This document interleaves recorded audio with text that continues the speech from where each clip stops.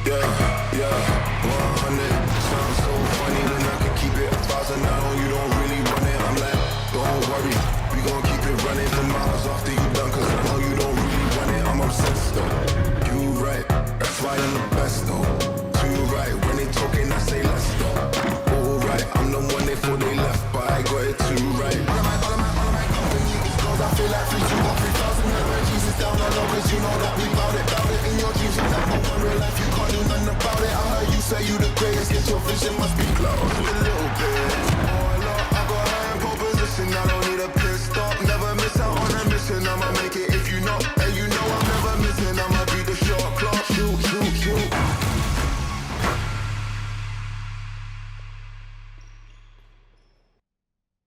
Сайн байцгаана уу та бүхэндээ шинэ 7 өдрийн мэндийг хүргэе.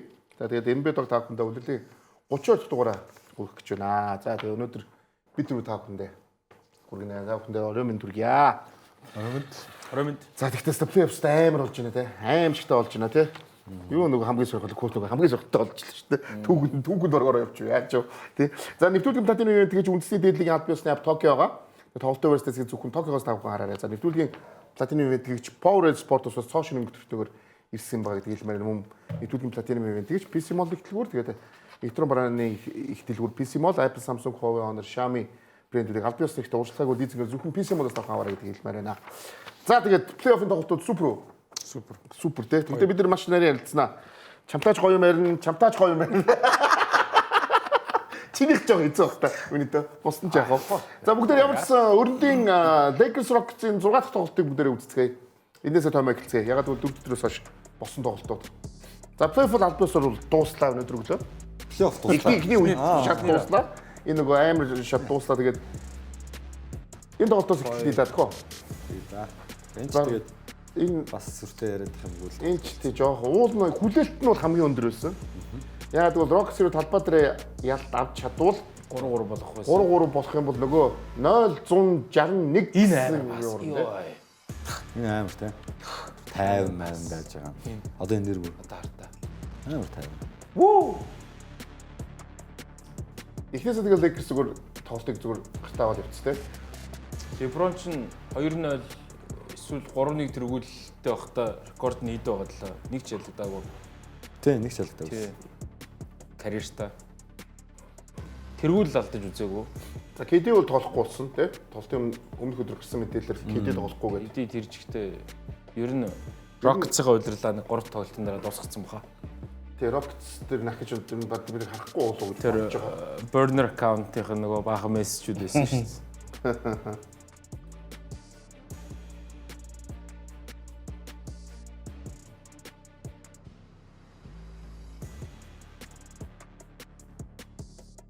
Энэ нөгөө LeBron-ы not you гэдэг шингүүн рүү тэгдэг чинь тоглолт лөө. Тий. Таргуул аваад байдаг оо. Тий, чамаас бусд нь бол чи л олон юм ярихгүй шүү гэдэг. Муухай ресист байгаа шүү. Ер нь бол тэр нөлөөлж л байгаа. Тэр нэг жоохон хүүхд рүү нэг ингээд байсан нэг бичлэгэнд вайрал яваадсан шүү таарсан нөгөө. Жоохон хүүхдэд уурлаад байсан. Тэгээд нөгөө Austin Reeves-тэй андуурчлаа гэдэг хүмүүс.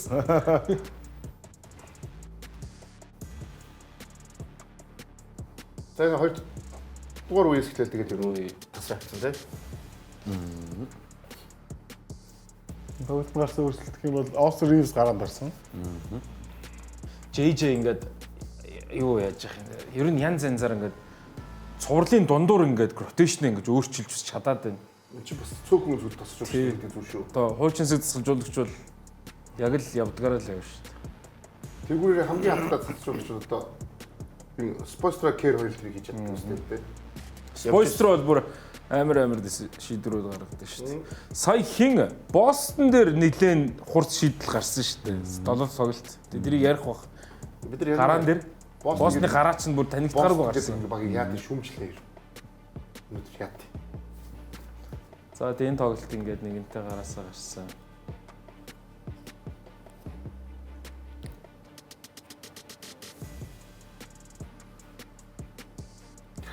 Энэ тоглолт бол тэгээд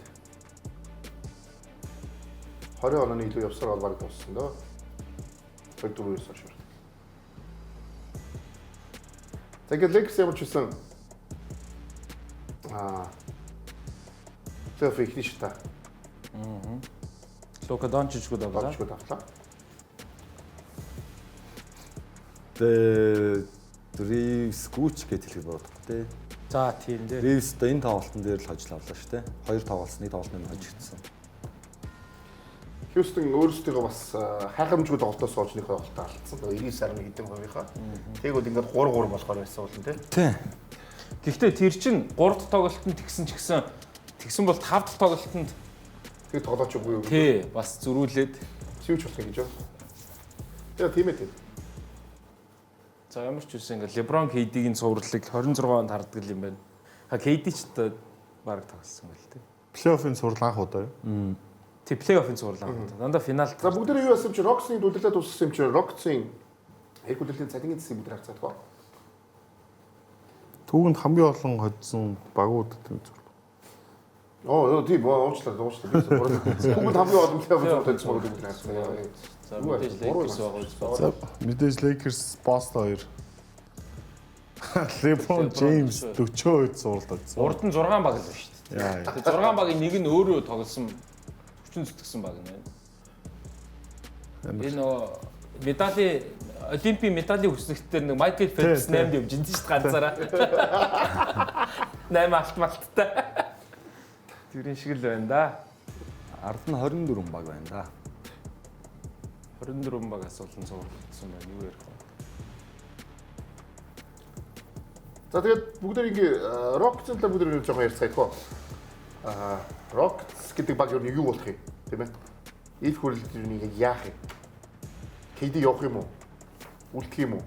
Эсвэл ер нь яах юм зөндөө. Цалингийн юуг нь харж болох юм. Цалингийнхаа бүгд ямарсан харж байгаа. Нэр тэгж чаа. Цалингийнхаа харуулж Rockets. Тэгээд явъя. KD ч одоо хэдтэй 38 тань байна. 88 оног шүү дээ. Тэгээ 38 тань. Хэдэн баг дээр очих юм бол ер нь дуусах юм бол. За Durant дэр хүлрэлт бол цалинтай. 44 сая. Жамал мөрөө болж ажиллах юм. Ер нь бол Rockets ер нь эр хүлрэлт бүрдэх юм бол хэвээрээ юм шүү дээ.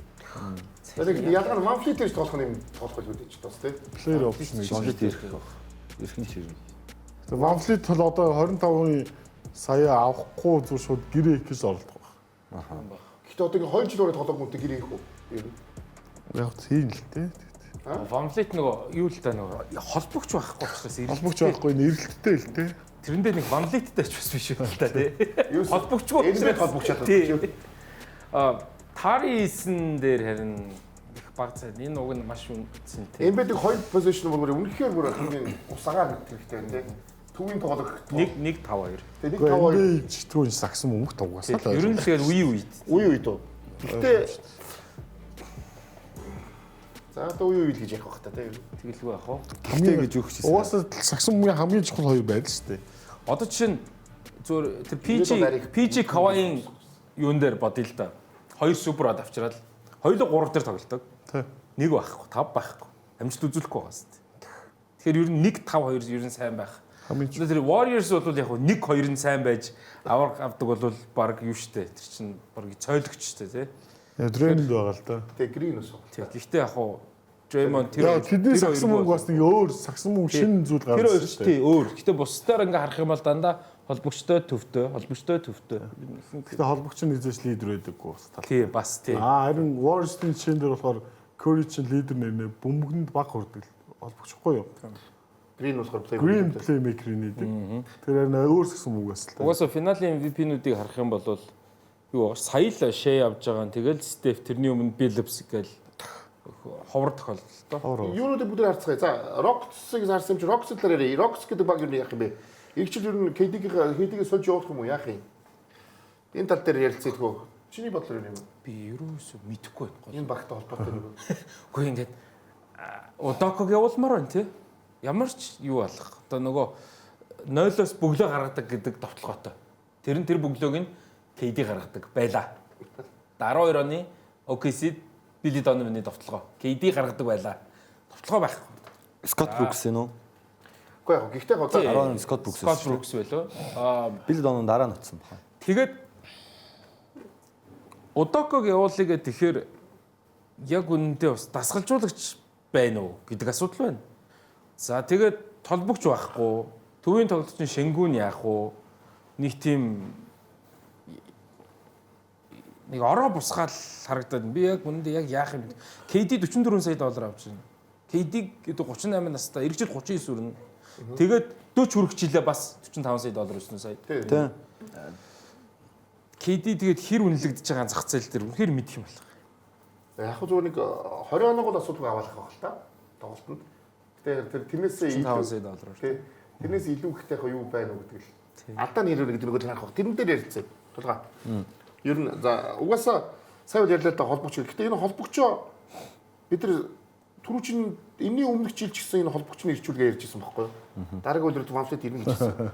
Яг тэгж ярьжсэн мэт. Тэрний өмнөх жил тийм. Гэхдээ онлайн тоглож байгаад бүтэн догсонгүй шүү дээ энэ жил те. Уул ирчин гэж бодож ирсэн шүү дээ. Ирнэ гэжсэн ирсэнгүү. Тэр энэ магадгүй ийм удаан гэмтэл гэдгээр цаашдаа бүр магадгүй мэдгүй шүү дээ. намар гимтсэн шүү дээ онлайт ч. Намар гимтсэн байхгүй. Тэр бэлтгэл дээр. Гэхдээ гэмтэлтэй байж байгаа орж яа дахиад гэмтчихэж байгаа шүү дээ. Тэгэхээр энэ бэлтлэр гэмтэл нь энэ хинийх нэлээд хүнд байгаа юм л та. Тэгэхээр ер нь Вамфлетд ирүүл чи нэг Rockets юу юм. Вамфлет бол ирэх үлрэл тоолно ойлгомжтой. 25 сая гэдэг бол хямдхан гэрээ байхгүй. Тэгэхээр Вамфлет тоолно ойлгомжтой. Тэгээд Дүрантиг явуулах дээр үнэхээр мэдэхгүй. Өөр баг сонирхуу гэдэг бас хэцүү. Тэгээ оронд нь Хьюстон. За яг ер нь хямдхан өгвөл багууд авах бах. Оронд нь хариу авч байгаа зүйлүүд нь боломжийн ийм санал сонсвол авах бах. Тэрнээс би бол дараа жил бараг Дүрантаа дахиад зүтгэх юм болов гэж зүгээр хамгийн том зүйл нь түрүүний амаржингийн анхаарч хараадсан Тари Ийснийг яах юм бэ гэдэг шүү. Тари Ийсэнд гэрээ өгөх юм хоосон алдах гэдэг шүү. 100. Одоо гэрээ санал болохгүй л хоосон алдна. Эсвэл дүүцүүлж авъя гэхээр багууд угаасаа дүүцүүлэх боломжгүй шүү. Дүрант хэрэг үлдчихвэл цалин. Тэгэхээр энэ Тари Ийсэн гэдэг тоглогчийг үнэгүй алдах гэдэг байгаа байхгүй юу? Харин нэг ийм Тари Ийсэн шиг нөлөөсөө тоглогч ийм баг гэрээтэй жилэл ер нь уг нь багууд аврах болох боломжийг хэсдэг шүү. Одоо ер нь бус багуудыг харахад үүргийн тоглогч нь маш хямдхан байсан багууд авраг авах хэсдэг шүү. Тэгээ авраг авсны дараа үн түрээд өөр багуудад гэрээгээ явдаг. Фэнтези тоглохоор драфтын хойгоор авсан гарууд нь авраг авч төрүүлүүлж өгдөг үстэй. Тэгээ яг бол Тари Ийсний гэрээ бол яг үндэ руки тамирчны гэрээнээс ч хямдхан гэрээ байна л да. Руки тамирчны л гэрээ л дээ. Одоо дундаж руки шүү. Эхний рукинууд бол ер нэг одоо 13 ихний 5 сая гарч чадсан шүү дээ. Тэгэхээр бол энэ бол дундуур авсан рукинийг тоглолчийн гэрээд болчиход байна. Баясаа. Задрах ёстой л болов гэж бодож байна зүр. Ялангуяа энэ задрал нь хамгийн түрүүнд Дүрантаас эхлэх ёстой. Тэгээд тэр амарч илж энэ зах зээлд ямар үн өрөх гэж байгаа гэдэг нь бол мэдэхгүй. Тэр бол ойлгомжтой 38 настай. Тэгээ гол нь яалахгүй байна. Дүрант одоо тэгэхээр нөгөө нэг сая цалингийн 45 саяар 20 оноо юу гэдэг. Маш зөв асуулт л. 45 саяар 20 оноо гэдэг бол байж болохгүй зүйл болж байна. Тэгэхээр зөвөр магадгүй зөвөр Дүрант чимээгөө зоодог тайлчих юм болов уу гэдэг бодол надад төрж эхэлсэн. Энэ багт за Удока солин бүрэлдэхүүний тээжгээр нөөцлөн гэдэг боломж бол байхгүй байна. Шингүнэ багийн лидер гэж авч үзэл энэ яг тэр авч үзсэн энэ чигээр явж хэр. Тэрээс сая Дүрантгүй тоглолтууд сайн л тоглолоо шүү дээ. Шингүний тэр нэг яриадсан дээ. Шингүн хувцас хөрөнд нэг багийнхантай ярилцаа тэгээд бус нь сонсч юм гэдэг чинь Шингүнийг бус нь хүлээн зөвшөөрсөн ойлгомжтой байна. Тэгэхээр одоо багт байгаа зур хөгшин тоглож JFP нь одоо чинь энэ жил 40 нас өрнө шүү дээ. 40 нас өргөчөөд болж цалиа аваад зүгээр байж байгаа. Дүрант байсаар JFP байх хэрэгтэй юу? Араас нь 30 гарсан Стивен Адамс, Вамфлит, Клинт Капелла гэдэг нэг ямар ч багтчаад ветеран их боломжтой тоглогчтой хаад хитрхи олон ахмад туршлагатай тоглогчтой байна. Хитрхи олон байна. Тэгээ энэ мэдээж тасалжуулагчд ажил хийх хэцүү байгаа нь ойлгомжтой. Би харин тий Баясагийн хэрвээ би Дүрантийн фэн байсан бол яг тгээсэй гэж хүссэн.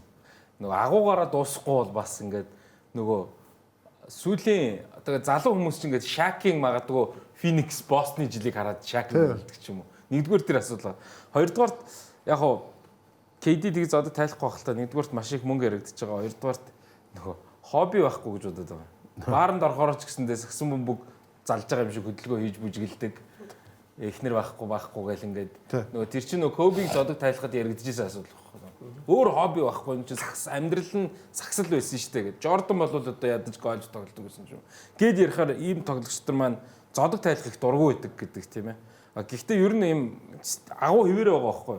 KD тэрэн дээрээ дуусахгүй болохоор одоо ингээд авахч баг болтохгүй, хожихчгүй тэгээд нэг юм карьерийнхаа төгсгөл нэг жоохон хүүхэд нохоон дог гэх нь хайшаа. Гэхдээ эд үетэйгээ харьцуулахад тийм нөхцөл байдал руу орж байгаа юм харамсалтай л. KD-гээс айх хүн байхаа болц, баг байхаа болц.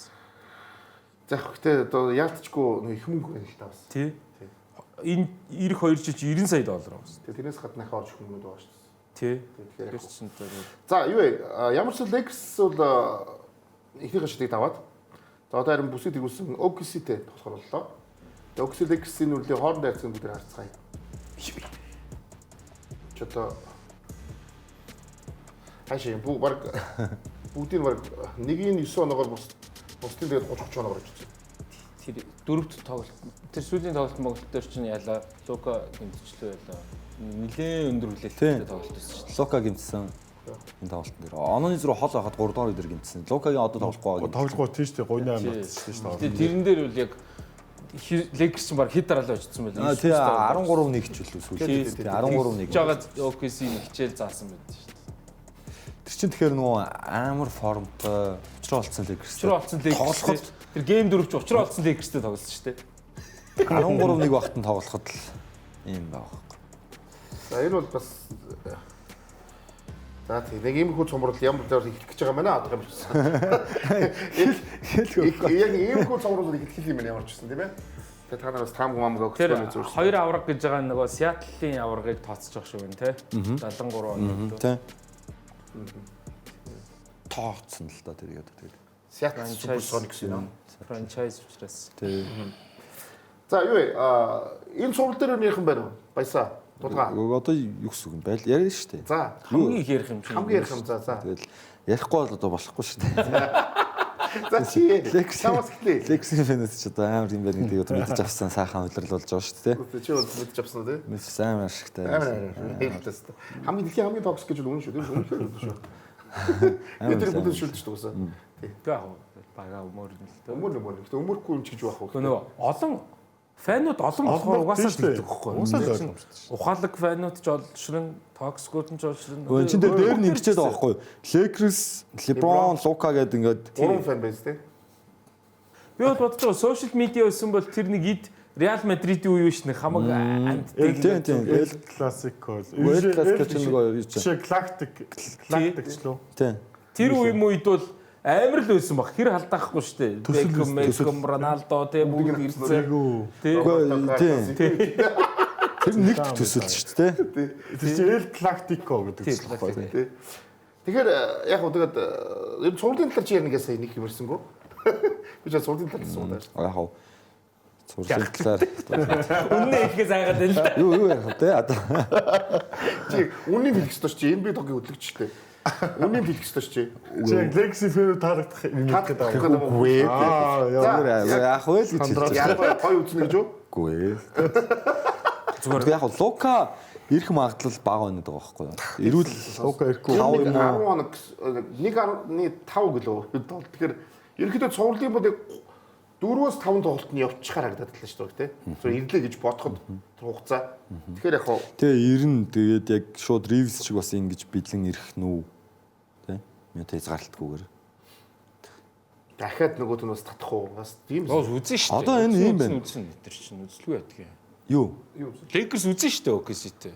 Үгүй наач арай ингэх гээд үзээ 4-1 гэх гээд байна. Юу гэх гээд байна. үдсэн Үгүй үгүй. хүчээр За там их амар Саяны ях шиг бол оноо бол гарахгүй.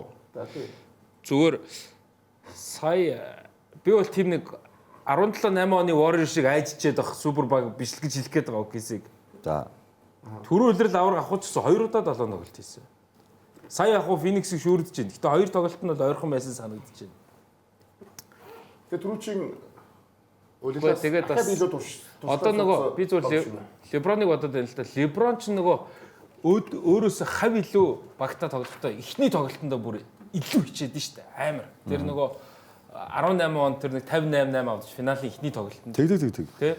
Тэсвэл тэр нөгөө KG-ийн Boston-тай тоглож байхад эсвэл ингээд өөрөө underdog байхаараа эхний тоглолтыг LeBron амар хийдэг. Гэхдээ яг хуу 41-тэй LeBron байна л да. Бид нар бол Чинээс 18 гэж бол 32 төсөн либрон шүү. үгүй 34 мөрөвтэй байсан LeBron. 10 хэдөө 18 он багхгүй. За. 84 оны юм. Яг 34. Гэхдээ одоо бол өөр баг. Гэхдээ л LeBron бол LeBron шүү дээ.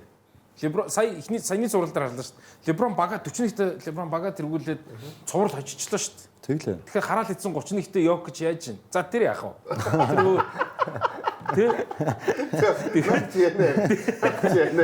Тэгэхээр зүгээр би эхний тоглолтыг хармаар байна. Эхний тоглолт ямар ч байсан бүр хальт илүү багтаа тоглохдоо спешиал тоглодог. За ер нь бол тэрэн дээр хожичвол Тэрэн дээр хожоод Lakers бүх тохиолдол нь яваад бүх chemistry бүх од гарах иргсэн нэгдээд ингэх юм бол Lakers-ийн зуралд 2 хожиж магадгүй. Тийм л юм. Би амин Тэр чинь 6 тоглолт гарна гэсэн үзээтэй зурал байхгүй юу та. би амин шилжүүлж эхнээс нь мэдсэн юм аа. тий. Угаасаа ойлгомжтой л харагдав. нэг хожиж 2 хожиж. Нэг хожоод 2 хожиж болно шүү дээ. Нэг хожиж 2 хожиж болно. Тийм. Баясаа Энд яг Лукагийн гимтэл хүртлээс их зүйлс талтай. Лука гэдэг нэрнээс би бол ирж ийн гэж юу төсөөлөхгүй л байгаа. Тэгээ одоо мэдгүй энэ плей-офф чинь тэгээд төсөөлөг юмнууд болоод шүү. Манай Lakers-ийн фанууд надад намайг үзэн ядгаас өмнө би бусдыг нь бодвол ядаж 2 хожно гэж хэлж байгаа шүү. Зарим нь ерөөсөө тэгж чил зүрхэхгүй байгаа. Би танаа талд байгаа. Би Lakers-ыг дэмжиж байгаа. Энэ цуврал. Зөвхөн энэ цуврал. Ямар энэ жилийн плей-офф магадгүй. Хаашаа бэ? Лексэн фэнүүд таалд хариулт өгсөн юм одоо. Гүүш. Би Одоо нэг ойрхон 5 тоглолт гарна гэх үү? Нүх юм байна. Тэр хин таалагдсан хамаагүй. Энд чинь тэгэнгүүт ч OKC-ийн фанууд ч гэсэн олон шүү дээ. Гэхдээ энэ магадгүй энэ плей-офф угаасаа түүхэнд ястай яг түүхэнд баха. За одоо Үгүй ингэж өөрчлөгдөж одоо нөгөө хүмүүс ингэж нөгөө юу гэдэг одоо таамгийг эзэлсэн гэж ярьдаг. Сүүлийн 9 жилийн NBA ер нь Ийм байгаа юм. эхний раунд бол хамгийн таамаглахад амархан спорт байсан гэж хүмүүс ярьж байна. Энэ бол одоо бүр хин Ёстой тийм байлаа. Тэр нь гоё юм. Яг үнэндээ. ийм Сонирхолтой. үзэг юм байна. Би ч яг үнэхээр тэгжсэн шүү дээ. Ягаад гэж хэлсэгээр за энийг сургалтаа болохгүй байна гэж үйлдэлээ юу гэх плей-офф хэлсэн чинь тэгээд одоо гэдэг өглөө гэдэг шөнө 3 цагт болоход ингээд бүр унтахгүй босоод бодоолдог үдчих шүү дээ. Одоо ийм байгаа байхгүй. Зүгээр яг хэдүүлээ хойд спорт хойд Америкийн дөрвөн спортыг ярих юм. За NFL бол таамаглахад яг нэг л тоглолт плей-оффт тий. За хоккей, бейсбол адилхан ч гэсэндээ нэг оноо нь бага байхгүй. Тэгэхээр одоо бейсбол төр бол жишээ нь 3-0-оос эргээд ирчихэж байгаа. Тэр 3 Red Sox, Yankees эсрэг юм. Хоккей төр ч гэсэндээ 3-0-оос эргэж ирдэг. Тэр чинь нөгөө минут ингээд юусэн нэг гол молын зүрхэн дээр тий. Тэгэхээр их оноо авдаг ийм спортод тэгээ дөрөв тоглож байхад таамаглах харьцангуй амар. Илүү баг нь л ялдаг ер нь. Яг гоо ганц хоёр тоглолтыг бол тий андердог нь ялдаг ч гэсэн.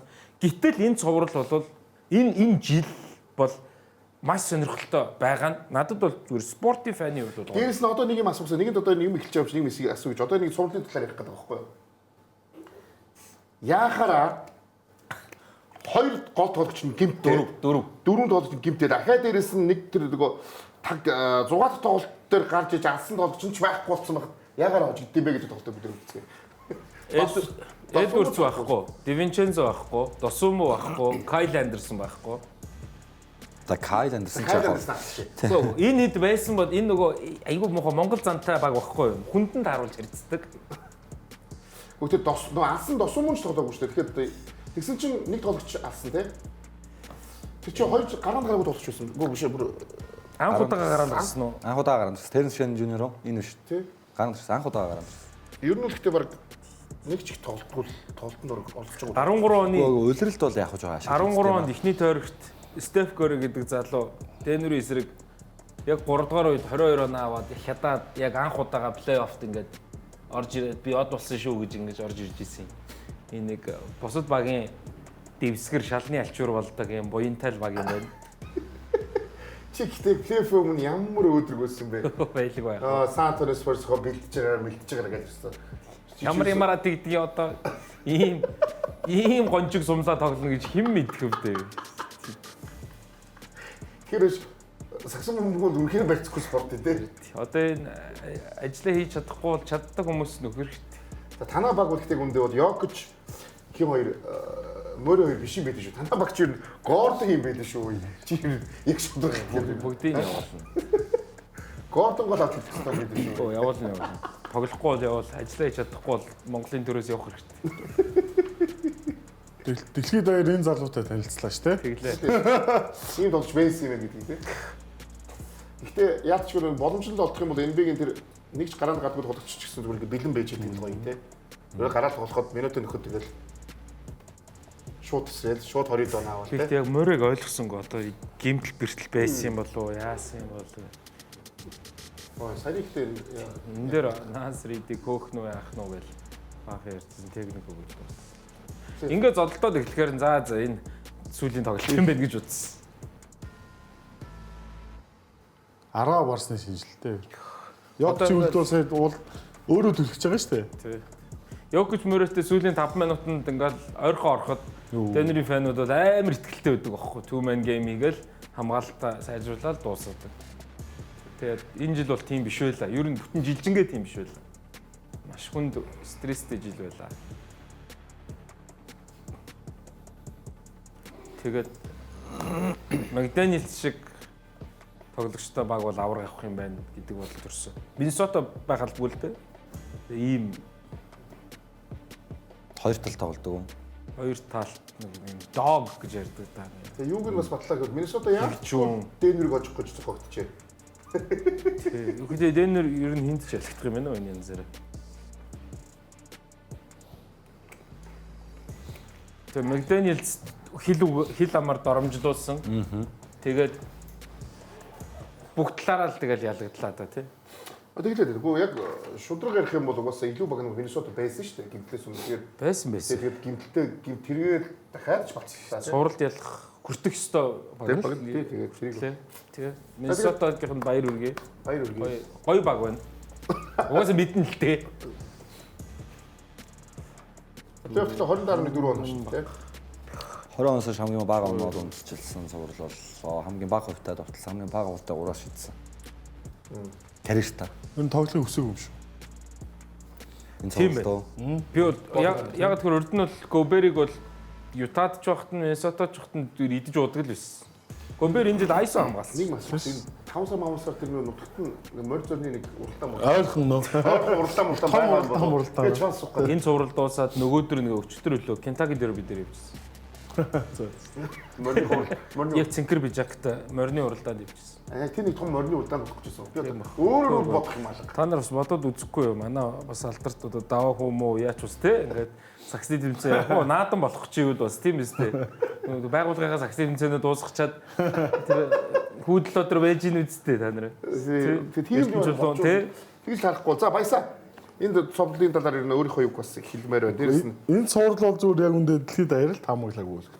тийм Энэ Миннесотаг хожно гэж бодсон энэ Макдэниелс байсан баг. Гэхдээ Миннесотаг дэмждэг хүмүүс байсан баг. Гэхдээ яг Миннесота хожно гэж гадуур юм байсан цуврал гэхэл нэг удаа хожигдсан болохоор нэг итгэл юм шүү дээ. Тэгээ улиралд бас алдцсан болохоор нь. Гэхдээ бөмбөг тийм аль нь жож болно та. За ингээ бүгдээрээ нэг дээр нагдсан ясам чи ирэх нагдсан эргүүлээдийн цалингийн засаг харцгаая. Тэгээ амарчтай гоё асууна ч онцсохгүй. Тэгэхээр баясаа тугааж байгаа асуулт чи. За. Йокч ирэх жил 59 юм уу? Бүх гэж угаасаа л Жамаал гол нь 50 байна л да. Энийг яах вэ? Морийг гэрч ихтэй дахиад 3 Гордон. Хамаагүй. Одоо ингээд Эдрийг солих бүгд Никола гэдэг нэрнээс бусд нь бүгднгийн зах зээл дээр тавьсан байлээ. Кем Джонс гэж тавьсан юм уу? Тавьсан. Камера бүгд. Ангорд 31 юм байна те. Christian Brown чи хэд гинөө? CB амар өндөр цалинтай байгаа маа. Энийг л одоо яа тийм ба.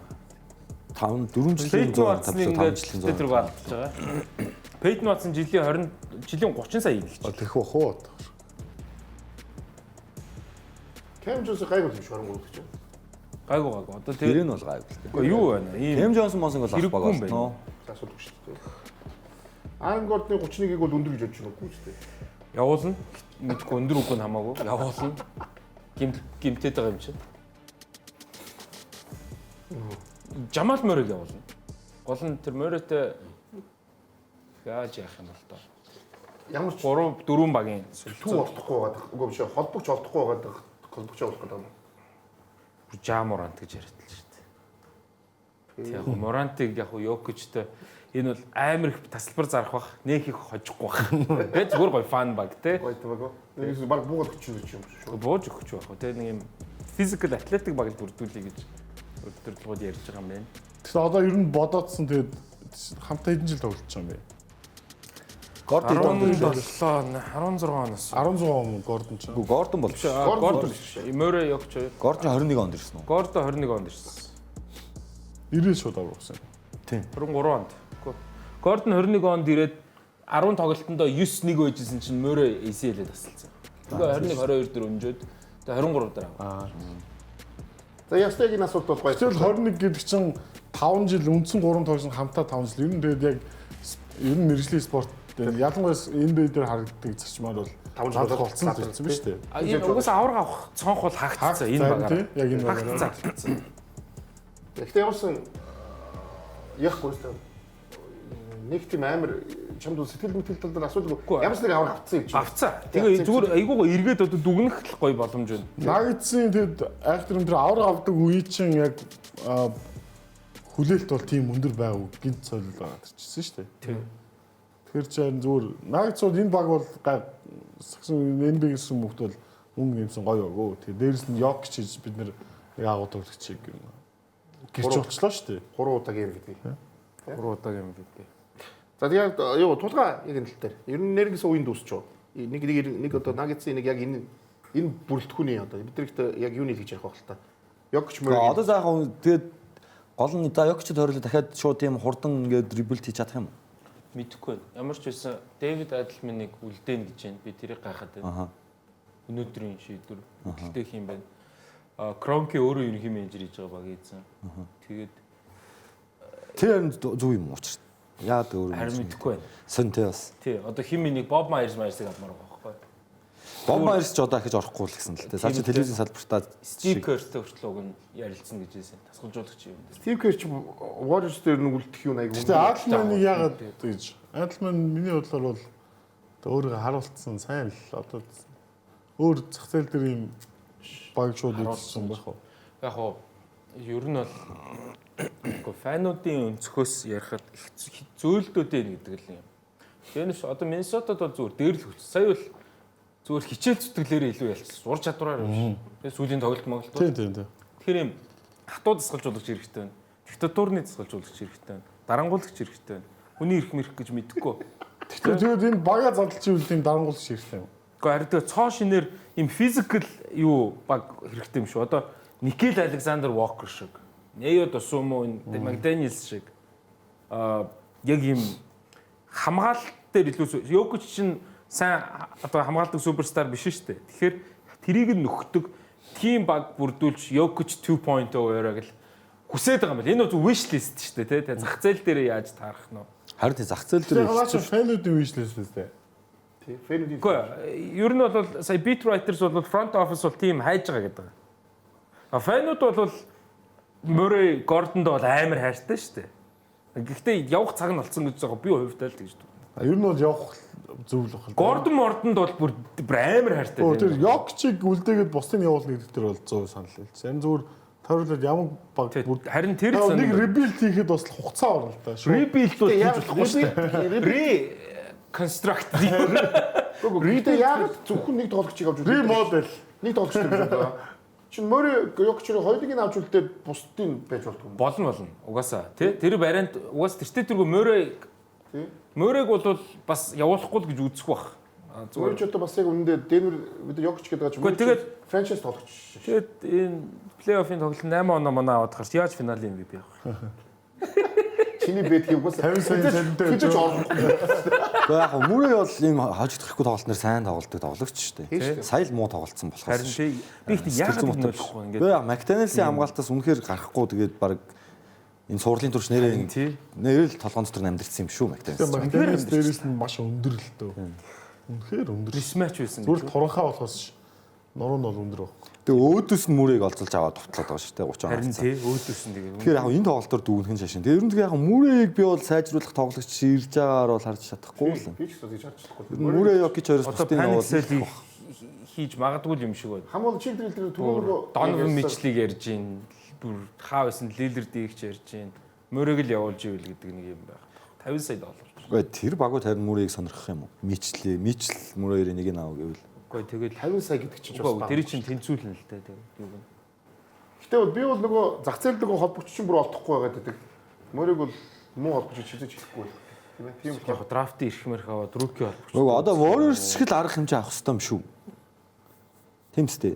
Дреймон Грин, Клей Томпсон Стеф 3 дээрээ тулгуурлаа дахиад нэг ингээл 22 онроо Андрю Вингс мингс яг 22 он шиг. 22 шиг. Тиймэрхүү л өөрчлөлт хийхгүй шууд Йокичс бүгдийг явуулаад оронд нь шинэ хүмүүс ирээд гар нийлээч үү. Дахиад ийм төвчний баг бүтээч үү. Кадмерс гэдэг дэнэрийн яг хамгийн ойрхон байдаг зүгээр өнөө өглөөл яг манай цагаар өнөө өглөөл тэгж байна. Ер нь Йокичс бусдын бүгднийг нь бол зах зээл дээр тавьчихсан байгаа л. Инсайдер юм уу тий. За. Тэгэхээр хэцүүлтэй яхаа. Тэ нэгдүгээр шатанд ялагдаж гин гэдэг чинь яг паник сел хийх гэж байгаа байхгүй одоо. Тэр зүг тулаагийн ярьж байгаа магадгүй зүг бах те. За яг мөрөө нэг зурал тэгэл үстэй. Бусдаар сайн л байсан шүү дээ. Үнэ. Гэтэл шууд дэнэр үдрэл гараад за бүтэн өөрчлөлт хийх хэрэгтэй байна гэл. Тэр нь зүгээр хожим харахад маш буруу шийдвэрж магадгүй. Паник орсноос. Тэгээ Йокичийн карьер ингээд эвгүүцчүүл яхаа тэ үлдсэн хугацаанд хөтөлгөөтэд. За ямарсан тэгээ Миннесотад бол баяр үргээ тийм ээ. Миннесотад баяр үргээ. Тэгэхээр ялцгүй гоё хожил гоё зурлаа. Яг жоохон гэтээ маш юутай одоо нөгөө хохирлтойгоор зурлаа байдлаа тийм ер нь. Нэлээд хохирлттой болоо. Гэтээ Миннесота одоо Сан Антонио Спурстэй тоглоно. Эдвардс эхний хоёр тоглолтод лав тоглохгүй юм лээ. Яг Эдвардс ирэх магадлал байж магадгүй хаа. Ирэх юм шиг байна. Цувралд бол ирнэ. Эхний хоёр тоглолтод бол үнч юм байна. Энэ хоёрын өдрөлийн тоглолтууд угаасаа маш сонирхолтой болж штэ. Эдвардс ч бүр үнэхээр чичирдэ штэ. Тэгэхээр саяных дээр хэлэх нөгөө Никола Йокичийг албан ёсоор дэлхийн шилдэг тоглогч гэдгээс нь огцруулж байгаа. Шилдэг төв үү? Яг тоглогч шилдгээс нь огцруулаад үүрэг гүйцэтгэгчээр тэгээ үүрэг гүйцэтгэгчээр нь Александр гэж нөхөр байгаа. Тэгээ бүсийн финалийн дараа энэ багийн нэг өндөр нөхөр тэр хоёрын нэгийг томилох бах. Яг 5 жил дэлхийн шилдэг тоглогч байлаа. Зүгээр эргээ харахад сайхан байна.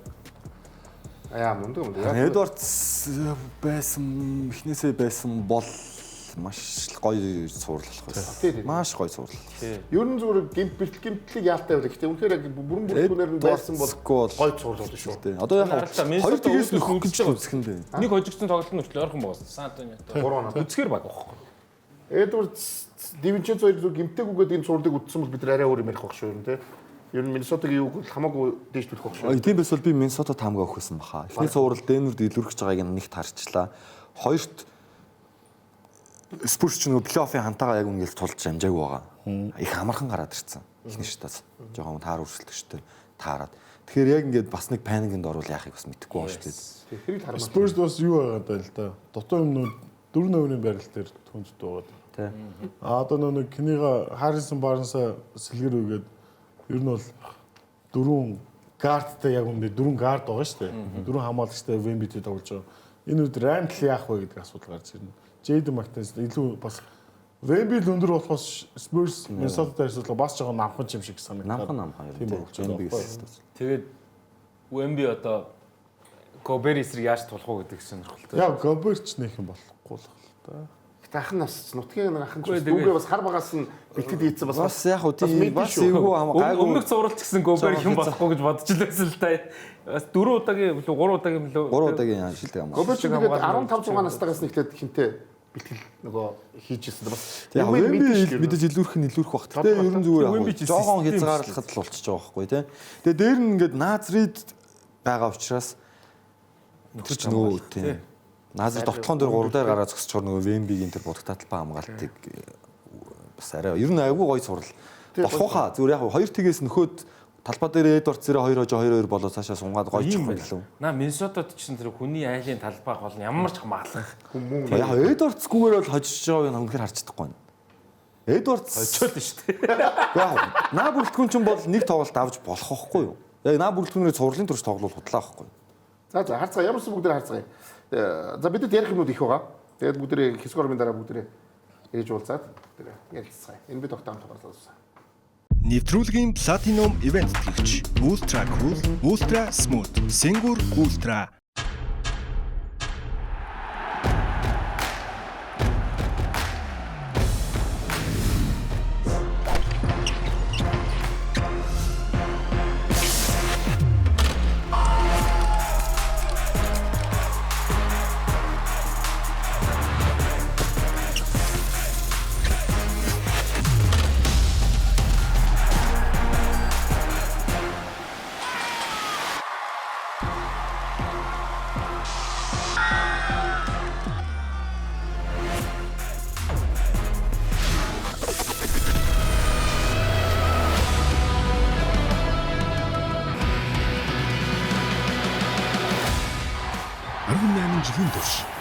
Монголын сагсан бөмбөгийн хөгжлийг хамтдаа бүтээсэн Сэнгүр брэнд.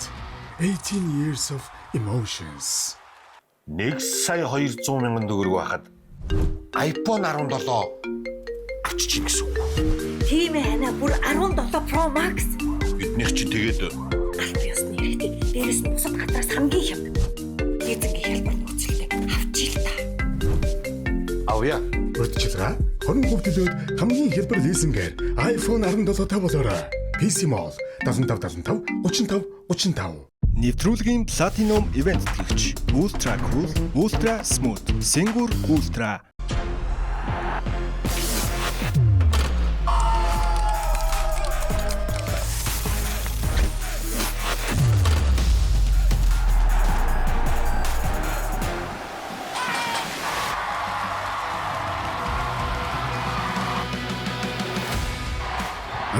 жилийн турш Монголын сагсан бөмбөгийн хөгжлийг хамтдаа бүтээсэн Сэнгүр брэнд. 18 years of emotions.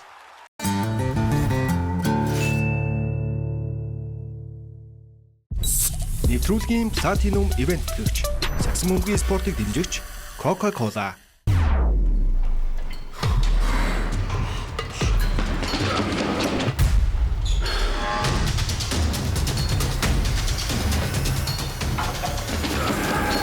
Эрдэс нөхөх спорт ус Powerade. Нэвтрүүлгийн Platinum Event тэтгэгч Future of Lifestyle Toki. Ийм 83 он авчлаа шүү дээ. Фли авч сонирхолтой болж шүү дээ. Аль баг гарна гэж бодож байна. Сайн мэдэхгүй л байна. Тэгвэл энэ Токи Пикэмэр таамаглаад зүгөө. Над дээр бөмбөг таарчлаа шүү дээ. Пүү би iPhone авчлаа шүү дээ. Йоо. Токи аппаас тоглолтын оноо статистик хуваар зэрэг мэдээлэл хараад Пикэмэр тоглолтоо тааж бэлгээ аваарай.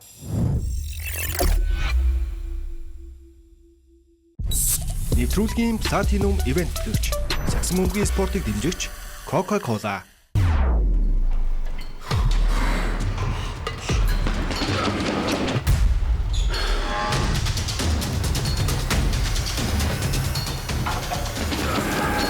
Эрдэс нөхөх спорт ус Powerade.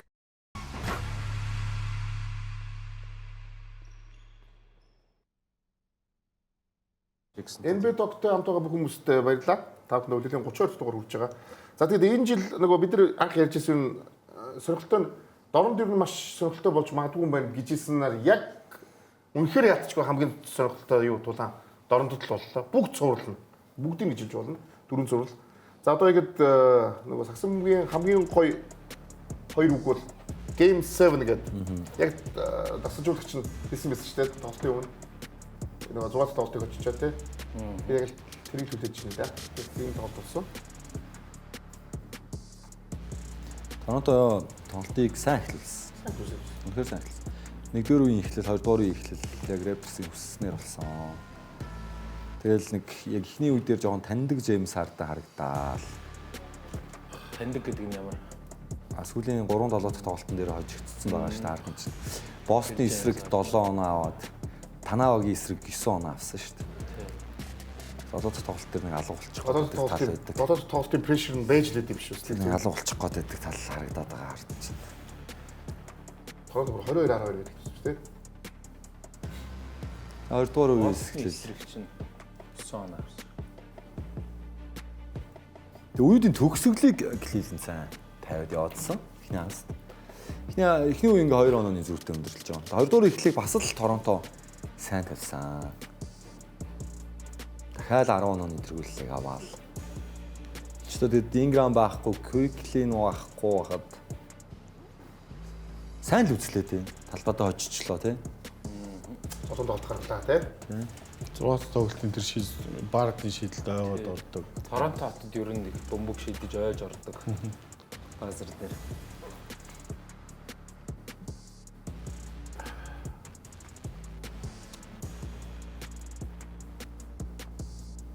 Тэр Джеймс Хардны 7 удаа Game 7-д орсон. Хамгийн туршлагатай.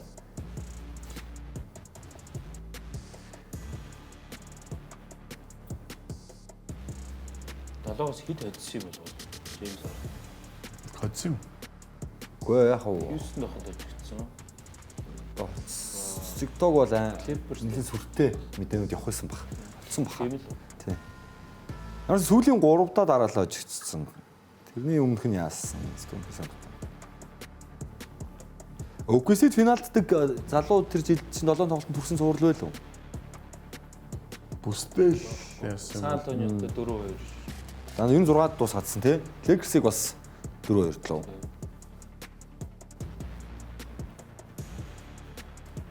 За ингээ 3 дугаар үе дээр юунд 60-70 эзэрхэг тоглолт үзүүлэл хэлсэн дээ.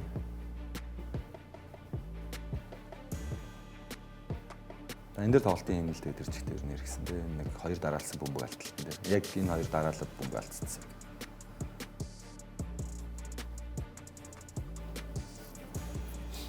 Европоос олж гоё юм аа гоё. Фронтыг энэ дэр бас нөгөө шидэд тоглогчтой нөгөө гинж өгдөг тий. Тий. Тэр минь бас эдний тэр нөгөө тоглогчдын нь юу яадаг тэр юм гоё шүү лок румынхан тий. Тий.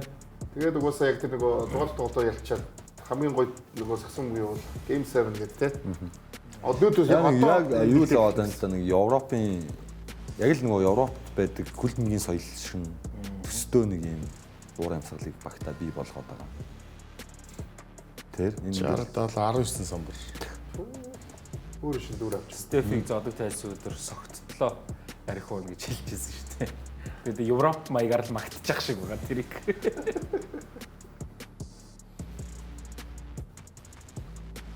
Өчтрүү өсөрж орсон. Режим медлэр очиж татаж босгосон.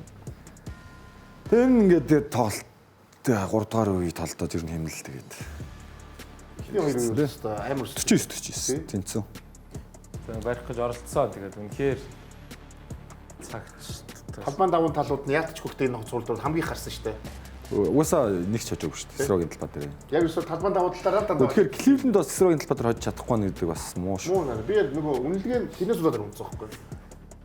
Тэгээ яг өөрийнхөө талбай дээр ирэхээр өөрсдөө сагсан юм гээд тоглоод. Тэгээ арай ингээд дартанд арай гайгүй замаар яваад байна л та. Яг уу юу нөө. Гайгүй замаар яваад байна шүү дээ. Истийн тэгээд 4 цувралын 3 нь 7 тоглолт гарсан. Нэг нь 6 тоглолт. Нэг нь 6. Бас 6 ч бас тийм өрсөлдөөнтэй. Тэгээ яг тэр үнэлгээ бол ганцхан Кливленд ганцхан яг гоо ганцхан дээр. Сая ингэ тулгаа ажиллаа. Эсрэг багийн талбайд хожил авахгүй байна. Темпэнд нь орчоод байна. Өөрийнхөө талбайд болохоор яг нөгөө 130 оноо авдаг тоглолтоо хийждэг. Тэ? Тэгэхээр энийг бид ярих хэрэгтэй баг. Юунаас эхлэх вэ? Кливлендийн юуны авцсан те? Самрын стад бүгд хардаг. Самрын стад. Second chance points. 23-7. Тийм ээ. Самраас 27-оор илүү хүрсэн. 87 оноос хойш ялагчийн шийдэх чухал тоглолтууд хамгийн том зэрэг 27 илүү самар авсан юм. Цувралт үстэй тий. Гүү энэ тоглолтын дээр. Тийм шүү дээ. 33. Тэгээ түүхэн. Түүч аргагүй юм нөө. Гэхдээ тэгэд тоос их бас те.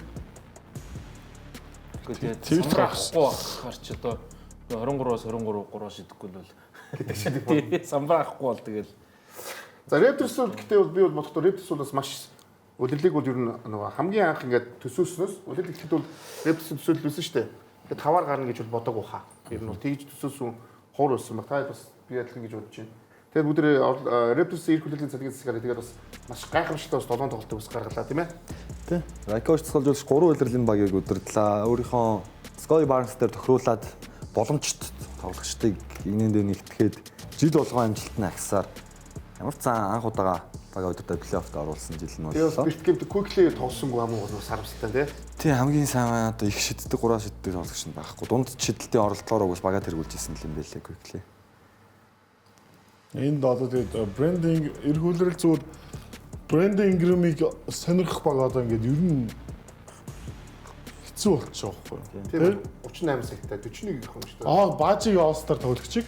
Тийм. Би шүү дээ Адам Силвер гарч ирсэн одоо. Энэ тоглогчид одоо зүгээр Raptors эрх үлрэлд энэ амжилтаа ахиулахыг хүсчихвэл Brandon Ingram-аас салаад дахиад нэг өөр төвийн тоглогч олох хэрэгтэй. Тийм, Jakob Poeltl-с бас одоо гэрээ өгсөн байдаг. Raptors-тэй нэг гоё нэг Jakob Poeltl өгсөн гэрээ одоо хамгийн муу гэрээ гэж хүртэл яригдчих эхэлсэн шүү дээ энэ плей-оффт. За тийж Тэр даваа биш. Тэр Сэлгэний Murray Boys шүү дээ. Рукийн 3 жилийн 6 сая 8 сая хэрэг. Тийм гарааны төв биш л дээ. Драфтын 8 дахь сонголт байхгүй. Boys-тэй одоохонд бол гарааны төв арай дэндүү жижиг юм байна. Гэтэ бол Сэлгэнээс гараад хангалттай бас. Оюун цуврал дээр сайн байлаа. Тэгэхээр зүгээр хэрвээ Raptors энэ амжилтыг ахиулахыг хүсвэл Barnes-ийн баг гээ үзсэн бол тэгээд Ingram аяглал болох. Яг бол нөө Сачинисэр хэлдгээр Ингрэмийг авах баг хэрэг авах гэдэг байна л да. Үгүй яах вэ? Тэгэл одоо нөгөө юу ааштай. All-Star тоглох юм чи авах байл. Одоо Вашингтон ч сайхан авдаг шүү дээ. Вашингтон ч тэнд их буянтай газар байгаа шүү дээ. Хүмүүсийн гэрээнийг салгаж өгдөг тийм. Крис Миддлтний гэрээг хичнээн гоё тосоод авч байгаа тийм. Тэр баксаас барыг залуу үстэй бас. Бас яриач ясаа. Вашингтон ч ерөн зүгээр зорилго нь тийм болцсон юм шүү. Багийн лиг өрсөлдөөнтэй байхын тулд буруу гэрээ хогнуудын цуглуулж идэг. Тим зорилготойгоор лиг ингээ Вашингтоныг байлгадаг баг болсон. Яг ухтаа хамгийн баян баг гэж цаавараа. Улсынхаа нийслэл их хотын баг гэдэг үү. Гэтэ яг за юу Raptors дээр өөр яг ярих маань юу яах хэвээр бэ? Raptors энэ бүрэлдэхүүнээ мэдээж хэрэг иргэчд одоо яг ийм плей-оффын одоо хоёр ихний шатыг давах баг болгоно гэж л одоо дайр штэ тийм үстэй ер нь. Нэр Вашингтон юм байна. Вашингтонч Триан, Инграм, Энтони Дэвис их гурвалтай болоод байна. Хүмүүсийн бүтлгүй гэрээнүүдийн салгаж өгдөг буянтай л газар болцоо байгаа шүү дээ, тий. Одоо тэгээд Кюкли тэгээд гимтдэг бол Кюкли тэгэл ер нь яг юугийн замлын хаа гимтдэг болж байгаа. Тэр харин зөөр одоо Raptors шийдэнд айгу давуу тулч гэдэг харуулчихсан шүү дээ. Маш давуу. Гэхдээ бас сэлгэнийх юм. Яг сэлгэнд яг зүгээр. Гараандас арай. Кюклиц яг үнэндээ бол тийм бас гарааны холбогчд бас хэцүү байна. Юу нэг гарааны холбогчтой нэг гарааны төвтэй бол зайлшгүй шаардлага байх шүү. Тэрээс бол Бенгрэд ч сахитай санд нийлж байгаа шүү. Би бас өдөртөө хэлсэн шүү дээ. Нэг хүн л юм төрөхгүй байна тий. Остр очоод тоглож байгааг нь хар гээд. Өдөртөө ихнээсээ. Одоо сая би хэлсэн шүү дээ. Үгүй Ингрэмийг би баг муулж байгаа шүү дээ. Остр болцож гэсэн харж Остр ингэ тоглож болохгүй шүү дээ гэдэг байгаа шүү дээ би. Угаасаа. Ингрэм яатсан байгаа үстэй гэж уурлаад зү тий. Үгүй гэхдээ муу тоглоод идэх гэж үнэ. Ямар ч тийм нэг хамаагүй юм хожиг тийм нэг юу гүйлэмцэлгүй тоглож гэж. Тэгээс зүгээр ингэ байж байгаа нэг ингэж. Тэгээд тоглож байдаг шүү дээ. Угаасаа ажил нэг зохин жоохон сонир шүү дээ. Унжир нэг юу байж байгаа нэг ингээл явчихдаг. Тим акрах бол. Тим акч ихтэй бол нэг хожих юм. Би нөө зовхийн яриа. Аимштай явах гэж хожны төлөө аимштай яадаг тоглож байсан шүү. Тим акта ярьс адилхан ганц юм зовхон л байгаа. Өөр баг. Өөр баг. Тим ак яг авраа авахсан чинь реал нэг 3 шид ичээгүй. Тий. Сэлгээд зуужхад нь тэгсэн. За юу вэ? Орландо за бас 7 дахь тоглолт. Энэ гэхдээ бол энэ бол бүр нөгөө тоглолт 2 дугаар хагас гэнэ. Тийм 6 тоглолт 2 дугаар хагас статыг үзчихээ 7 руугаа орё гэсэн. Энэ зүгээр цуврал одоо тийм дуусчих байсан боломжийг өөрсөндөө маш сайхан бий болгочих. Бүр түүхэн хагас болсон биз дээ. 2 дугаар хагаст нийт 19 он. Тийм шүү дээ. 2 дугаар хагас нийт 19 он. 3 дугаар үед шүү дээ. Нэг үед 4 он авсан лөө. Тэгээд 4 тоглохын амжилттай дамжуулсан. Нэг үед 8 он аваа 11 8 баха. Тэгээд юу байгаа? Тийм лөө. Байгалийн цагаар 45 минут оноо аваагүй. Тайм аут маавтайгаа. Тэдэн цаг тэдэн минутаас тэдний хооронд үлээгээд 45 минут ингээд энэ дэлхий дээр ингээд цаг хугацаа урагшилж байхад.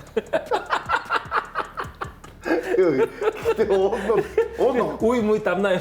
Өөмөл 24 оноо ходжижсэн баг гэдэг тий. Тэгээ байгалийн цагаар 45 минутын турш оноо аваагүй. 3-аас 18-аас 2 гэдэг чинь дундаас 19-с бас 2 байсан шүү. Яг Орландогийн хувьд бол маш харамсалтай зүйл болж байгаа. Гэтэ бид нар энэ дөр би шууд Франц Вагнерыг хэлнэ. Яалтчгүй Франц Вагнер гэсэн юм зурлал альтаа дуусчихсан. Тэгээд 3-1 байсан биз. Дуусчихсан.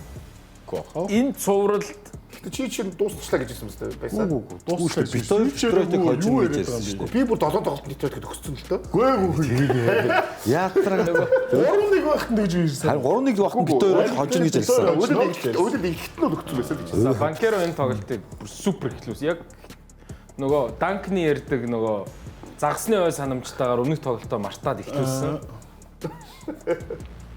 Гэтэ яг энэ Орландогээс гисэн юм шүү дээ. Миний яриадсан юм л ерөөсөө л юм шүү дээ. Ахаа. Банкерог тоглож тэгэл болоо. Орландог хожино. За энэ тоглолт яг энэ тоглолтод хэрвээ Кейдэд баталгаатай 2 дахь сонголт байвал хэрхэн тоглож болох вэ гэдгийг харуулсан авч болно. Tobias Harris байсан. Нөгөө бидний нөгөө 30 оноо авч. банк шүүмжлээд идэг Tobias Harris энэ тоглолтоор тариасан. Энэ жил нөгөө амар тоглолт. Амар тоглосон. хэдүүлээ одоо нөгөө энэ жил ягаад өвөрмөц вэ гэхээр одоо CJ McCollum, Tobias Harris одоо нөгөө хуучин бол яг анх удаа одоо нөгөө тухайн Embiid-ийг ярих багтай инээж баярлж байгааг нь харах сайхан гэдэг маш олон жилийн дараа нөгөө redemption буюу ингэж бурууга засах гэх юм уу төвшин ах тоглогч нар ингэж гарч ирж байгаа эхний раунд боллоо гэж харж байна. Би Tobias Harris бүр ингэж тоглох байхгүй. Юу вэ? Алдахгүй 3 шидсэн шүү дээ сүүлдээ. 2-3 үе дээр дангаараа 18 он авсан юм. Одоо энэ хараа яагаад Tobias Harris ингэж суулж Орландо Мэч чинь зон аут гэсэн байхгүй юу? Тэгээд урд шуум жижиг. Зон аут гэсэн. Тэгээд зон солигдсон чинь банкерын хамгаалалт угаасаа ийм банкерын хамгаалтан дээр жоон тийм залхуу дүрм зөрчдөг дураараа тоглодог төрлийн тоглолцохгүй. Тэгээд дандаа банкерын талаас дайрж ороод банкер хүчтэй талаас нь жамаа туслаадсан. Тэгэл Tobias Harris бол. Тэгээ Tobias Harris их хосон бас тий.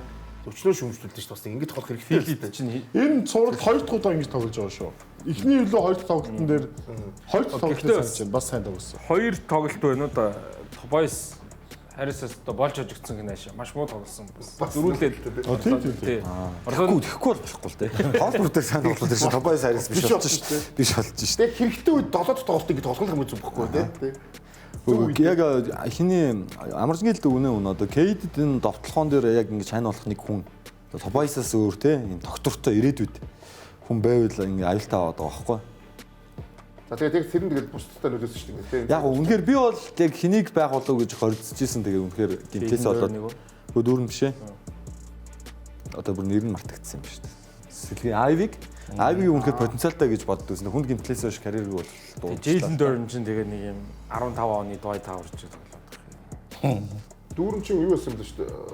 Оноо нь плей-оффтоо ирээд 10 оноогоор унтсан байдаг шүү дээ. Амжилтанд буурсан тоглож болсон. Амжилтанд буурсан тоглож. 19.8 байж байгаа 19.8. Тийм 9-9 дааш энэ зураг болсон байдаг шүү дээ. Яг энэ зураг анх удаага дабл гэсэн өнөөдрийн тоглолт. Most not improved player. Үнэхээр энэ тоглолтыг үзсэн. Үнэхээр Harris Tobias Harris-ыг одоо үнэхээр одоо энэ тоглолт. Тэгээ энэ тоглолтын дээр дүүрэн гайгүй 15. Харин анх энэ зураг анх удаага дабл гэж шүү дээ. 7 тоглолт нь тий. Өлөр чинь дабл дундчилсан хүн шүү дээ. 20 он авчихсан тоглогчтой. 19 ирмэгдээр ирсэн байсан. 10 замбарч. Нэгээр гарсан баг. Нэг ковийн ялгал шанстай байсан тэр 6 цогцолтон 3. Оо тийм шүү дээ. 24 оноо. Тэгээ 3-1 тий. 3-1. 3-2 биш ээ 3-2 тий. 3-1-ээс явж байгаа. Тэгээд айлын талбай дээр 24 оноогоор хожигдож байгаа. 2 дугаар ах хэвээр. Тэгээд эргэж ирж хожоод талбай дээр хожоод. За тэгээд Detroit хойцноор нөгөө түүхэнд 3-1-ээс эргэж ирсэн 13 тохиолдол байдаг гэсэн бол 14 дахь нь болгосон. 15 дахь нь одоо бид ярина. 15. Одоо бага баяа ярина. За. Тэгээд яалтчгүй тэг Kate 22 оноо гэсэн Tobias Harris-ыг хэрэгтэй цагтаа бас дээрээс нь 9 ребаундтай юм шүү дээ. Нэм 22 гэж талбай дээр тий. Paolo Banchero 38. 60%-тай довтлоо 9-6. Банкерэгтэй энэ болоод 6 ассист гэж харагдаж байгаа бол бөмбөг алтнаас 5-6 авав. Банкер бол юу одоо сасан бөмбөг тийм ISO тэгэл яг уу энэ хүнийг оноо авахыг харах л гоё юм да. Тийм. Тэгээд яг зүр одоо би өмнө нь хэлсэн шүү дээ. Банкер Tobias Harris-ийн байрын сулчтай гэдэг. Тэгвэл Detroit баг аврах шүү юм бэ. Яа би бол яг ингээд банкерыг үнэхээр уур чадвар нь юу гэхээр ISO-сын мөчн бүтэн тоглолт явахаар утгагүй болчиход байгаа. Яг энэ чухал оноо хөлбрүүд нь явдггүй тоглолтын зогсон байдалд орохоор ур чадвар ихтэй тэр үед нэм банкер шим зогсдгүй дайрдаг юм. Тэгээ бас энэ Орландо гэдэг багийн бас яалтчгүй бас амин сүсийг нэг ялтчгүй Франц Вагнер юм тий. Тэгээд Франц Вагнер байх. Хоёр төшлийдэр. Франц Вагнерс яг ингэ баланслуулаад байгаа байхгүй яг сайн баланслаад шүү дээ. Тэг үнэхээр гинтлээс салсангүй юм бол тий. Тэглээ. Франц Вагнерийн үед харамсалтай байлаа. Юуг нь бүгдээр яри гэж бодож л доо. За статик блэс арцтай мэчгүй бүгд ярьцгаа. Тэгээ хамгийн гол нөгөө за бид нар юу халдаач Орландогийн потенциалыг бид нар сая харлаа гэж бодчих штэ. Ер нь нэгээр гарсан багийг ч гэсэн ямар ч асуудал нь хожих потенциал байж битлэмт хайг бол энэ Торонто юу Орландод бол боломж байгаа үстэй. Тийм тэрийг өнгөсөөлөлд харсан учраас 4-4 нэгдүгээр төргийн драфтын ирэхээ өгөн байж Desmond Bass-ыг авсан байхгүй. Тэгвэл чилсэн бол яалтчгүй тэгээд хэрэг болсон шүү дээ. Энэ үйл гарлаа шүү дээ. Гэхдээ дээдлийн тэр 4 тоглогч ойрын ингээ 3 жилдээ байна. Байхдаа 150 саяыг нийлээд. Тэгэхээр яг энэ дөрвийг тойруулсан үүргийн тоглогчтой болох ч юм уу сэлгээгээ сайжруулах маш хэцүү. Jalen Suggs-ийн цалин 3 жилдээ буурдаг юм авч шүү дээ. Жил болгон Гэрээгээ сайнсан биш. Тийм гэрэл хийсэн. Тийм ээ, сайнаас ингэж авсан. Өөртөө гэрээгээ сайнсан. Тийм ээ. Одоо түрүүн тэр агентыг авмаар. Тоутлийн цалин харсан мэт 19 гэж явж ирсэн хамгийн сүүлийн жилдээ 29 болсон шүү. Тийм үү? Тийм. Силва ч гэхдээ 3 оны өсөл юм шүү дээ. Силва ч дөнгөж л орж иж байгаа. Руки шүү дээ. Өнгөрсөн жилийн руки. Франц Вагнер үнэхээр $41 сая долларын хамгийн өндөр цалин авч байгаа нь байхгүй болохоор. Орлодог нэг хичээл юу яаж байгаа амарч байгаа. Нэг хичээл юу энэ баг сэлгээгээл зузаатахгүй л үү тий. Мөнгө юм. Одоо сэлгээ нь хэн байна? Одоо Орлондо дайхаас өөр сонголтгүй шүү дээ. 4-4 драфт ирэх мэрхээ өгцөө. Ойрын 3 жилдээ угаасаа ингээд энэ дөрвөөрөө дайр шүү дээ. Сэлгээ жоохон нэг сэлгээний төв мөв дээр жоохон дипл болох хэрэгтэй юм шүү дээ. Питазе биш байна. За Мориц Вагнер бол энэ гимтлээс болоод бидний нөгөө мэддэг Мориц Вагнер байха байлцсан юм байна шүү дээ. Нэг байхгүй шүү дээ. Ашиглаач шүү дээ. Хаа байсан баг buyout market-аас хайдаг юм уу яа. Өөр мөнгө байхгүй юм чи. Яг зөв миний бодлоор Орландо Мэжик энэ багыг бол хизээж одоо хожихгүй ойлгомжтой өгчлөө шүү дээ. Яг гэхдээ плей-оффыг орчдөг тий. Плей-офф. Яг тийм яг багийн зөвлөрөнд тийм жиж болно л доо. Үнэхээр хожиг үсчихвэл зөв Франц Вагнер хоёрыг салах хэрэгтэй юм байна л. Энэ бодол бол одоо бүр батцсан. Тэгээ одоо 40 хэдэн сая одоо Банкерогийн баг боллоо гэдэг 40 хэдэн сая Вагнерыг яах вэ? Хинээр суулах уу? Яах вэ? Вагнер бол гимтлээс нэг ороод Вагнер яг насан залуу шүү дээ. Германы шиг тэр чи удирдаад бас авар мавар. Вагнерыг мууд ер нь сайн тоглож байна. Наад бол East-ийн Portland болоод туслаа шүү. Яг CJ ер нь өөр жилд ордог. Нэгдүгээр раунда бараг давдгуу. Хаяа давд. Одно гэвэл бараг бүсийн финал руу нэг явна. Тэгэл болоо. Плей-офф хоёрдоо орчин аягүй. Тэгэл зөөр миний сандаа хүсдэгээр болох юм бол яг Орландо Мэжик бол залуусын харахаар гоё юм атлетик ур чадвартай гоё тоглож. Франц Вагнерыг л солиод нэг яг холбогч авах хэрэгтэй. Нэг байхгүй юм чинь холбогчтэй. Нэг сайн холбогч болгоод тэгэл Бэйн Сакс хоёрын нэгийг сэлгэрөө игээл холбогчоор тэр хоёрын нэг нь 2 номер дээр гараад Тристен да Силва 3 4 номер банкероо тэгэл Питазе ч юм уу 5 гээл. Уг нь бол боломж бол байгаа. Эдгээр үн үрх зүйлс байж штэ гол нь. Бүхэл мөнгөө задлж байгаа байхгүй тий. Янган төгрөгөө нэг ширхэг 500 5 ширхэг 100-аар магадгүй ой шиг тавьт ч юм уу тий. Бүхэл мөнгө задлах хэрэгтэй. За ямар ч байсан тэгээд нөгөө бүсийн нэгээр гарсан баг 7 тоглолт хийм байж ямар ч гэсэн 2-р шил хочлоо.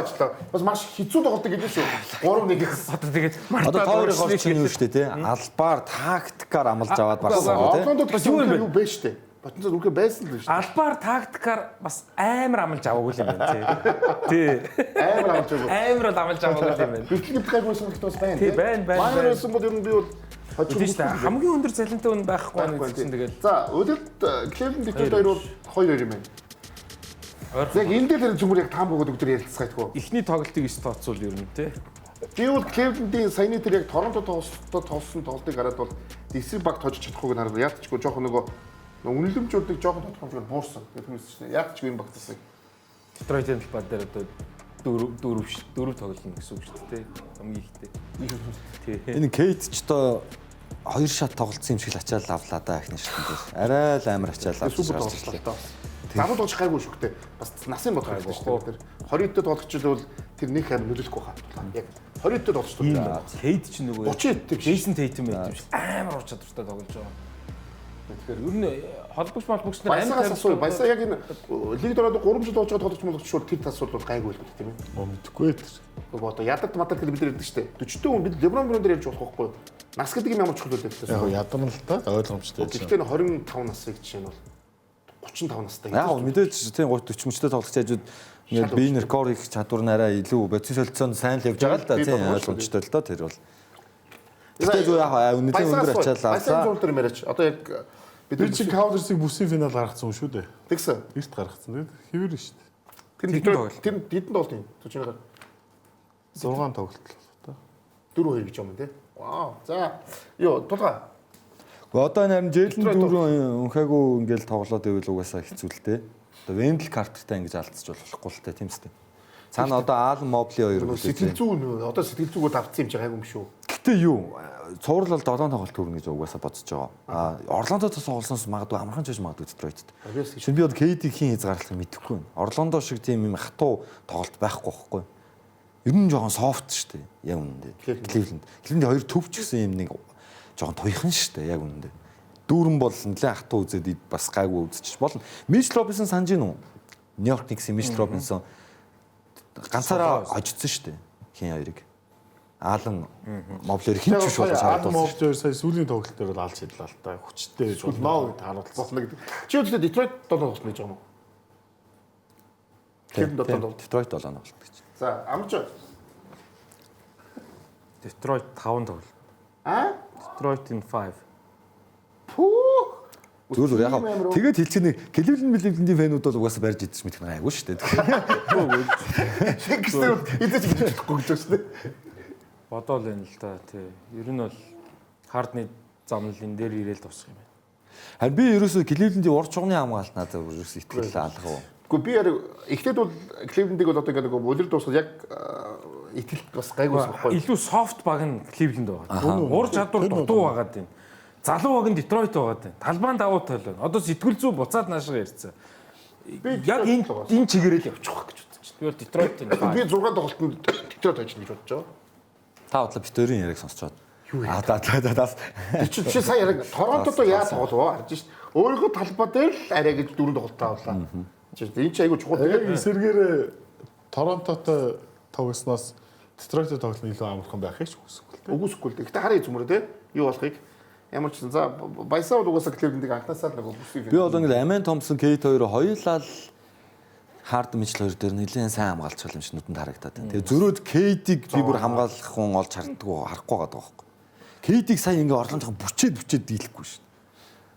Мөргөлтөл. Би бол Харден Кейт рүүний гар явуулж орхиол залхуурч хайж оноо моногод нүднүүр ингээ харагдаад байна. Араас нэг цогх гэж орхиж мордоо. Кейтийн довтлооны эсрэг Хардны хамгаалалт гэж боддоо. Нөгөө Мичл ч гэсэн ялгаа. Мичл чинь жижигхэн биетэй. Нөгөө энэ хамгаалтай шүү. Кейт энэ зурвал 40 оноо дундчлаа шүү. За бас гоё л болох. Ямар ч бүгд харцгаа. За тэгээд Эмбедогтой хамтаагаар залуусаа одоо бид нар хэсэг рүү дараа энэ залуугийн яатраад хэрнэ. Яг хаа чамтай ярих юм байгаа. За зүүн дээр уулзцай.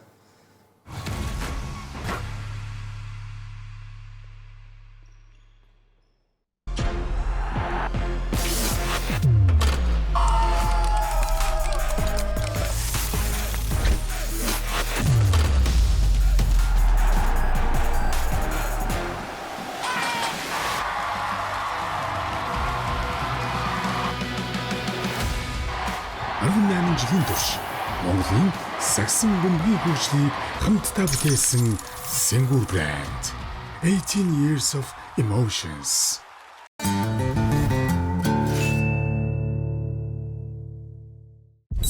Нэвтрүүлгийн Platinum ивент төлөвч сагсан бөмбөгийн спортыг дэмжигч Coca-Cola.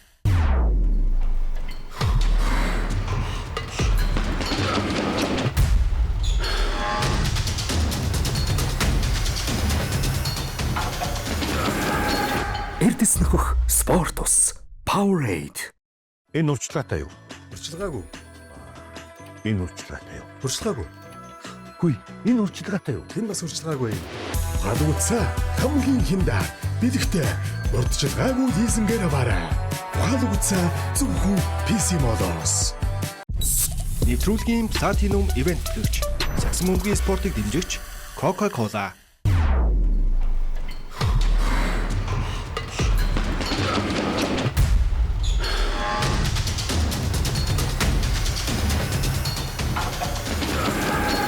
Эрдэс нөхөх спорт ус Powerade. Бэм 83 авчлаа шүү дээ. Плей офф сонирхолтой болж шүү дээ. Аль баг гарна гэж бодож байна. Сайн мэдгүй л байна. Тэгвэл энэ Токи Пикемэр та мөлөд зөвхөө. Над дээр бөмбөг таарчлаа шүү дээ. Пүү. Би iPhone очсон шүү дээ. Йоо. Pocket App-аас тоглолтын оноо статистик хуваар зэрэг мэдээлэл хараад Pick-M-ээр тоглолтоо тааж бэлгээ аваарай.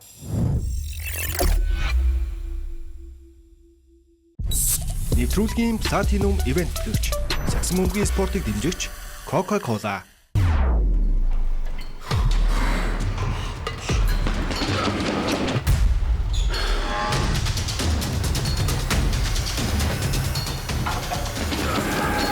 Эрдэс нөхөх спорт ус Powerade.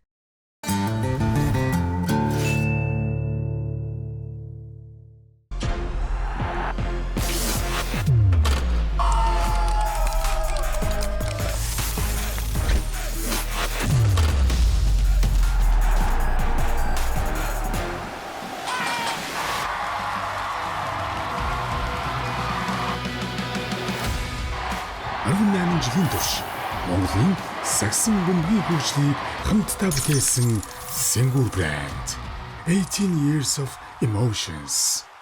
1,200,000 төгрөг байхад iPhone 17 авчиж ийн гэсэн үг. Тийм ээ хана бүр 17 Pro Max.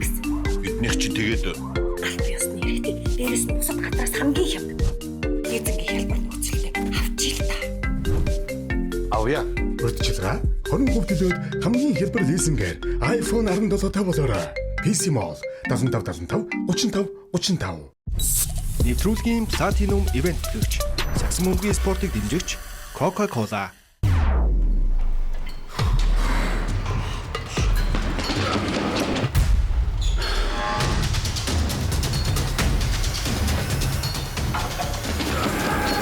Эрдэс нөхөх спорт ус Powerade.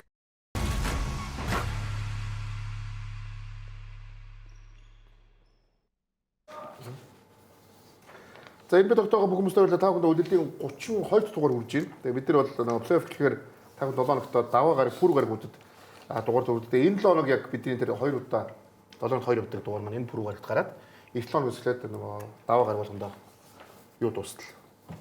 Удирд дуустал гарах болно гэдгээс хэлмээр байна. За мэдээж нэвтрүүлгийн Platinum ивент гэгч үндэсний дээдлийг аль биесний Токиогоо та бүхэн тоглолтын өрсөлдөөс зөвхөн Токиогоос хараарай. Нэвтрүүлгийн Platinum ивент гэгч бас Powerade Sport-ус цоошин өнгөтөртэйгээр ирсэн байгаа. Нэвтрүүлгийн Platinum ивент гэгч PC Mall, Apple, Samsung, Huawei, Honor, Xiaomi брэндийг аль биесний хэрэгтэй урьдчилгааг хийзэнээр зөвхөн PC Mall-аас та бүхэн аваад нэвтрүүлгийн Platinum ивент гэгч Монголын хамгийн зөөлөн шарыг Сэнгүр Ultra Smooth Ultra Cool байгаа гэдгийг бас хэлмээр байна. За бүх спонсорлоос энэ видеогийн зүгээс баярлалаа. За одоо харин нөгөө нэг камераас тоглолтыг үзье. Энэ бол супер тоглолт болсон. Энэ ч тэгээ филигийн хувьд бол түүх үстэй. Түүхэндээ 80 донд 7 дахь тоглолтын дээр Бостны эсрэг 7 дахь тоглолтоор 3 удаа очиж байгаа. 3 удаа очиж байгаа. Тийм. Энэ хоёр чинь хамгийн олон 7 дахь тоглолтод оролцож байгаа буюу энэ 9 дэх нь гэсэн байхгүй.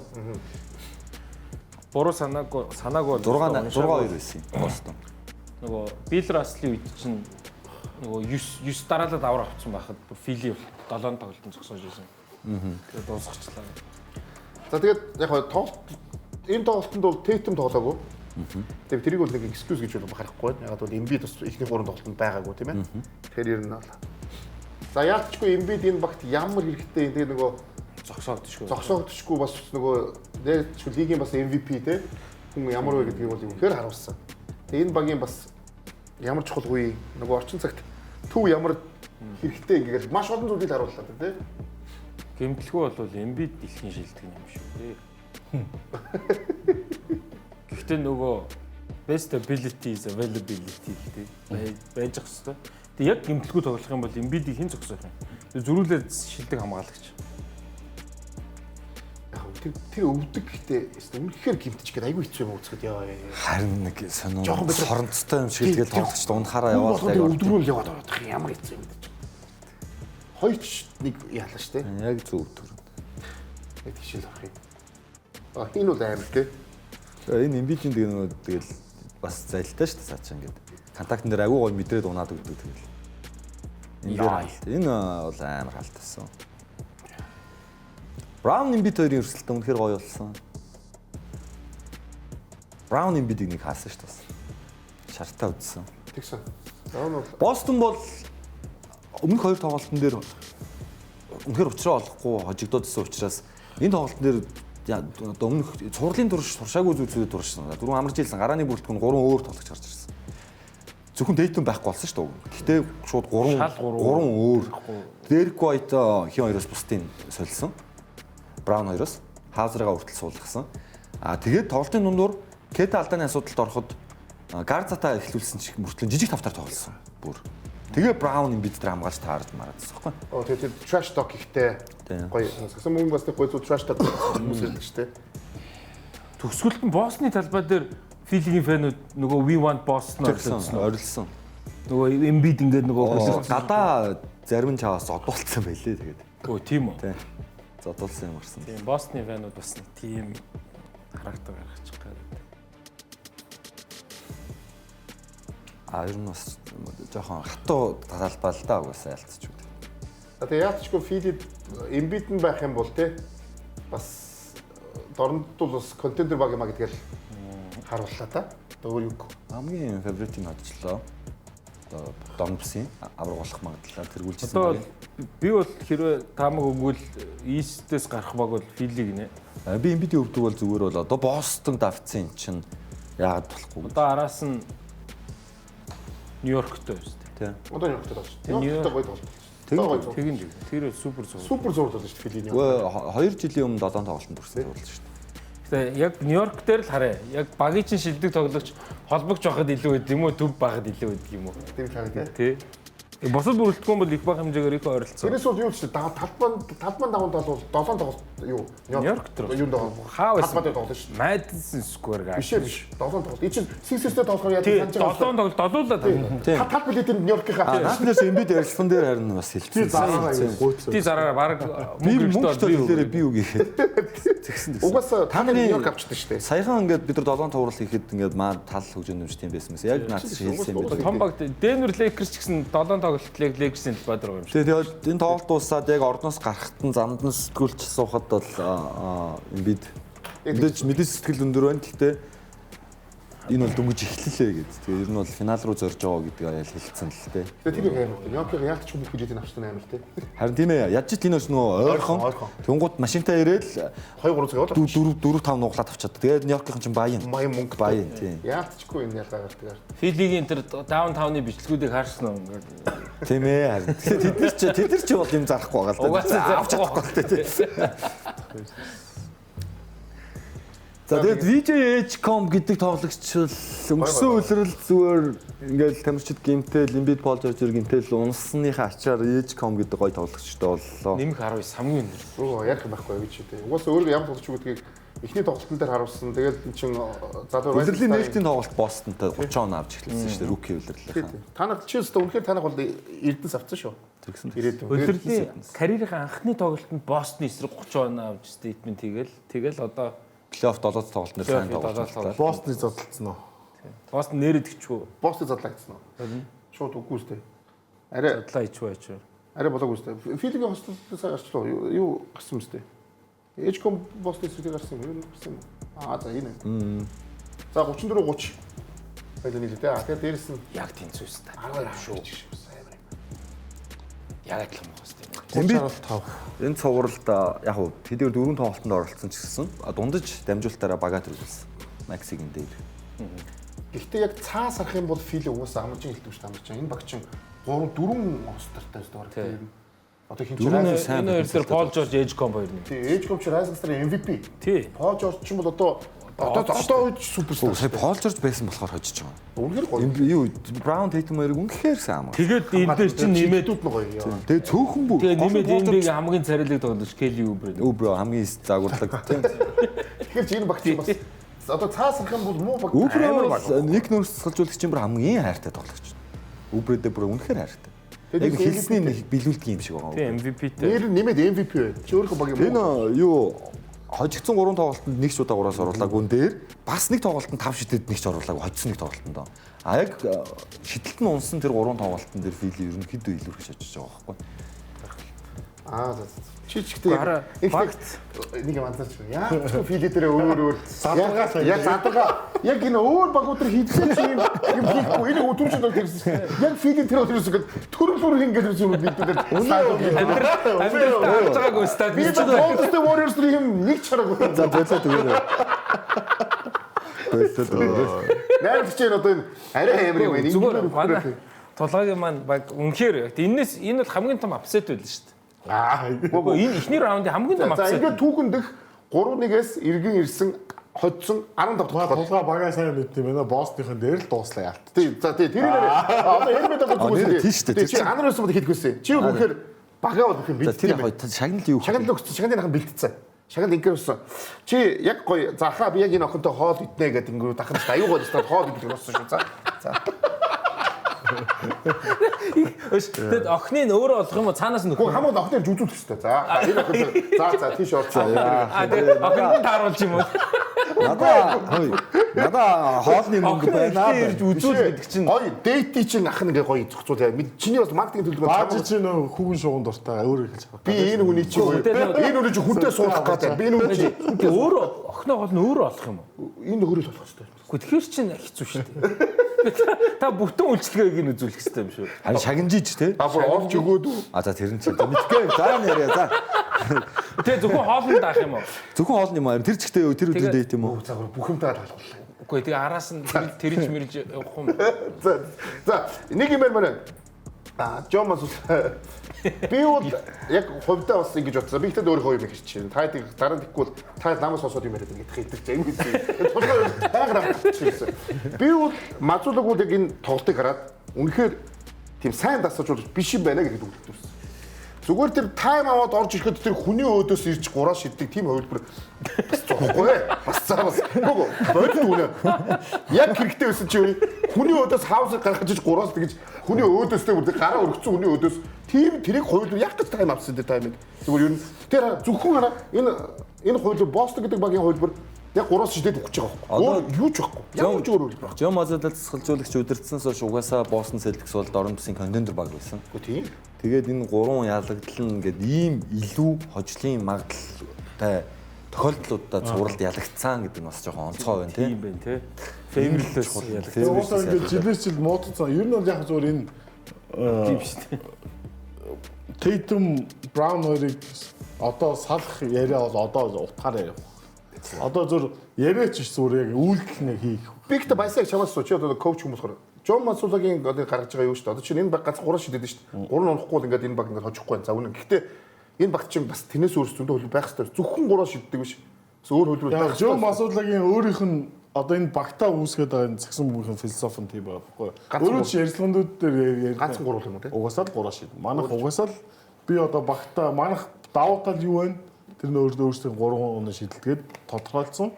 Тэрийг л ашиглана. Өөр хэлээд байгаа үстэй. Манайх хоцсон тоглолтонд баг 40% шидчихсэн шүү дээ гэл. Хамгаалаад амар болчихж байгаа юм шүү. Энэ тоглолт цаг явахын ирэхээр хугацаа явахын ирэхээр дээр урч юм шүү дээ. 5 тоглолт тавлаа 3 шум гараа авчирч энэ урч очиж 3 дээр бөмбөг авч байгаа чиг гүйж хамгаалах хэрэг гарна да. Тэр үед нь эдгээр чадвартай болохоор дайр орчдөг байхгүй юу? Харин тийм учраас имбич шиг тоглож боссныхан ч болохоор нөгөө оролт хийх нь бүр болцсон шүү дээ. Гол нь. Тий. Тамирч нь одоо яг баг нь задрах нь тодорхой болчиход байна. Долоод тоглолт. Одоо хүн өөдс нь маш холоос дамжуулт тойрж явж байгаад нэг хүн одоос 40 баруун 45-д авч яана гэсэн. Нэг хүн гүйж явна close out гэж яагаад хамгаалж шүү дээ. Гүүгээд очихт нь хүн зөрөөд уг нь орчдөг. Tatum Brown ш. Одоо зүгээр ирж байгааг харж байгаа шидчихгүй. Энэ тоглолтод 7 тоглолтын 3-аас Бостон 49 удаа шидсэн. Гэтэл яг энэ цувралд би бол ингэж харж байгаа. Өмнөх эртний дэдэлж яхад Nurse Masudari гэдсэн. Би бол энэ цувралд Nurse өөрийг харуулсан гэж бодож байна. Тэрээс Масудаг бол зүгээр нэг муулахгүй юм тийм. Үгүй яг одоо нэг эндийг авраг авсан шүү дээ. За. Юу бүгдээр юу чи Boston Celtics нэг л ингээд өдрөнд дууссан ирэх цалингийн сценарий тийм. Тэгэхээр өмнө нь би Масуудаг хэлсэн эндийг хамгийн алт. Jaylen Brown 57 юм гэж хэлжсэн гэж. Бараг 2 жилийн өмнө хэлсэн. Одоо авраг авсан тийм. Бүх юм бэлдээл. Бүх юм бэлэн юм дээр ирсэн сууж болчихгүй. За энэ ч бас мөнгө нь бас аяг өндөр юм аа. Jaylen Brown 57 за авах чамаалаар тулуул. Нэмээд дасгалжуулагч өгье. Энтгийнх муу бол 58 57. За тэгээд манайх диктатурны дасгалжуулагч үсээд байгаа шүү дээ. Сайко. Хоёр дасгалжуулагч 3-аас шийдэгдэл яах юм. тий шидэн дээ одоо. Хуйлал даганда. гэхдээ тэр Гонзалес нь гарч ирээд хийх биш тэр Гарзон гарч ирээд 3 шидхийн хийхгүй. Тэгээ Лука Гарзаг хүртэл амар их шийдвэлдэг болгоцсон байгаа шүү дээ. 3 шидхийн энэ багийн одоо энэ тасгалжуулагчийн багтаа зориулсан юу нэл юм. Гонзалес нь гарч ирээд 3 шидхийн тий. Юус бол шидэггүй юу ч бол. Тэгээ гол нь яг уу яг үндэ тэр Peyton Pritchard, Sam Hauser ингээ дээшээ байгаа тавл байна л да. Тэрнээс Gonzalez, тэр Shireman, Garza за тэгээд бусдынхаа шидэлтийн гүйцэтгэл яг үндээс тийм сайн биш байна л да. Jordan Walsh шин. Тэгээд 7 тоглолтоос хамгийн сайн шийдсэн Hauser байсан л да. Ер нь бол 50% шийдсэн. 6 шидэд 3 хийсэн. Derek White ингэсэн. Derek White эхний агаас 19 он аваад онцгорсон. Тэгээд хувц солихорон дээр VJH компт нэг нөрст би хамгаалъя. Би илүү сайн хамгаалж чадна гэдэг. Тэрнээс хойш 9-1 гэж товтлсон гэж байна шүү дээ. H комби өдөөс 20 дугаар агаас. Хичээлч өндөр гэдэг байна шүү дээ. Эхний агаас мэдгүй switch хийгээл явж ирсэн бэлгүй. За ингээ ямар ч бүдэр юун дээр өөр боссон дээр ярих юм уу? Чи бол задран гэж баясаас хэлсэн тий. Би бол задрах хэрэгтэй гэж олон жил ярьсан. Тэгээд тэгжсэн чи аврагсан шүү дээ. Энэ хоёр болохгүй. Одоо бол хэрэггүй болчлаа шүү дээ. Аврагсанаас 2 удаа байхгүй. Тэгэхээр бол Brown Tatum хоёр айлдгийг явуулсан. Тэгээд хардаа өнгөрсөн үеэрэлд яг уу үнэхээр Tatum гимцсэн. Гэхдээ Tatum чинь 6 дахь тоглолтод гимцсэн санагдаж 5 дахь тоглолт ч үлээ. Ер нь доор нь явж исэн шүү дээ. Нэг стожигдоодсэн. Тэгэхээр Бостны энэ нэг Brown Tatumтэй сагсан дээр ийм wing барилгын хамгаалт цайтай тоглогчтой баг ер нь үзээд байгаа байхгүй. Knicks ч яг тэгж л бага бүтүүлсэн. Michael Bridges, Anunoby энтрийг Бостон хожгож байна. Тэгээд Philly ч гэсэн ялгаагүй. Яага Paul George-ыг Harden гэр өгөхгүй одоо хуурамч муурамчаараа дуудуулан бариад Daryl Morey явуулаад тэр өөх мөнгөө Paul George төгсөн бэ гэхээр ерөөсөл тэр. Тэгээ Oubre ингээ Paul George Age comp 3 байхаар хамгаалтан дээр хоцрохгүй 5-аас болоод байгаа байхгүй тийм. Тэгэхээр Бостон бас муу шидүүлж байгаа хамгаалт хийж болоод байгаа байхгүй. Бостон гэхдээ хамгийн сүүлд яач юм бэ сая тийм сурлыг гараад ер нь хандлаа шүү дээ. Түүн байл. Тийм үү? Төвдөө ер нь баг одоо тэр Ката юм илүү шүү дээ. Ката Гарза Учевич гоо. Тэгээд Учевич нь гараад болохгүй. Учевич гаргавсан. Доллар гаргаагүй. Гаргаачгүй шүү. Тэгээд нөгөө нэг энэ бид нөгөө хамгийн хэрэгтэй зүйл төв байгаа. Дах зээл дээр байхгүй. Орлож ин тэр орлож байгаа Ката юм илүү. Тэгэхээр түүний байдлаар хүн авчих хэрэгтэй юм шүү. Ер нь сая толгойг хэлдэг тэр wing ер нь томруулах тий. За боли төв олдохгүй бол 2 power forward ч юм уу. Ингэж юу яах хэрэгтэй л байна л да. Илүү бас л нөгөө Denver-тэй адилхан проблем байгаад байна л да. Яг 2 одоо чинь 3 дээр тоглож байгаа 2 дээр тоглож байгаа 2 чинь 111 саяг аваад шүү дээ. Тэгэхээр нэрнгээсээ сая баясаг хэлдэг энэ хоёр одоо задрахыг бол баг анханаас нь л ярьж ирсэн. Одоо бол хамгийн том гой шалтгаан болчлоо.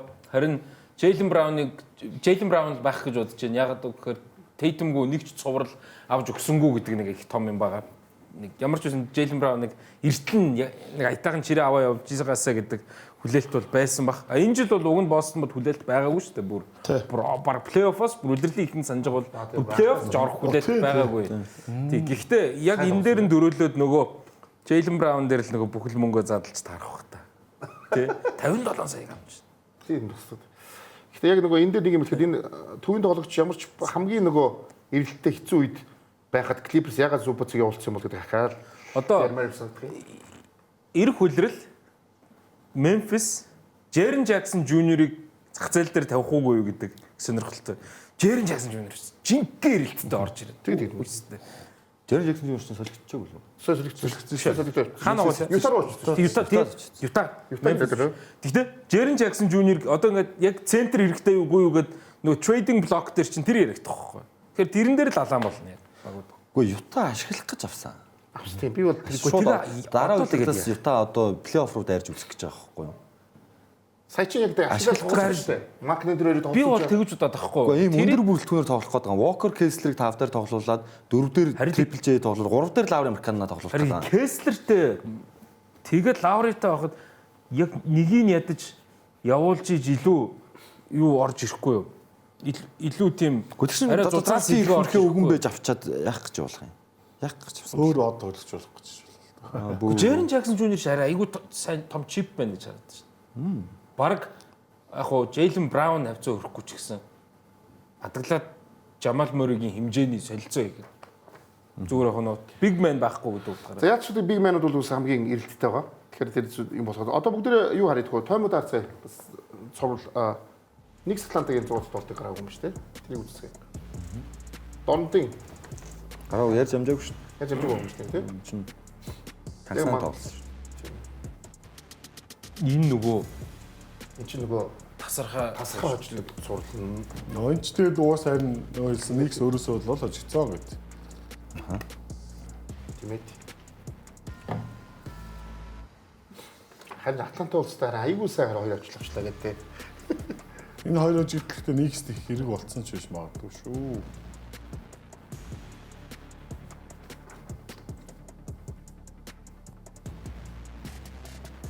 Никс Фили. Алин ч гоё юм байна.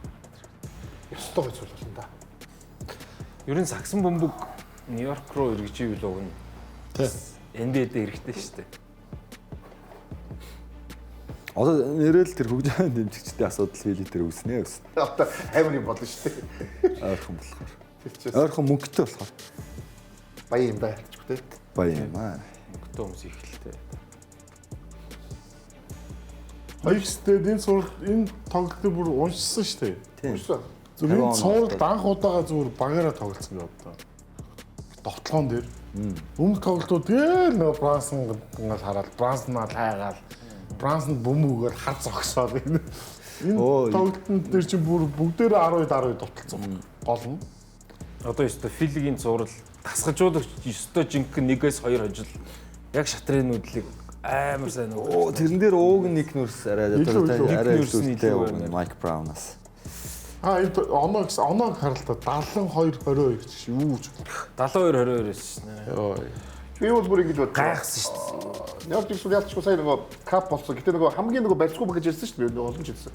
Эсвэл үнэхээр ямар ч сайн багийг шууд хождог, эсвэл ямар ч хүмүүс баг хожиж чаддаг Нью-Йорк хамгийн нөгөө ойлгомжгүй. Гэтэ яг сайн доолох юм бол би бол энэ Нью-Йорк Knicks-ийг юу гэж харж байгаа шүү дээ.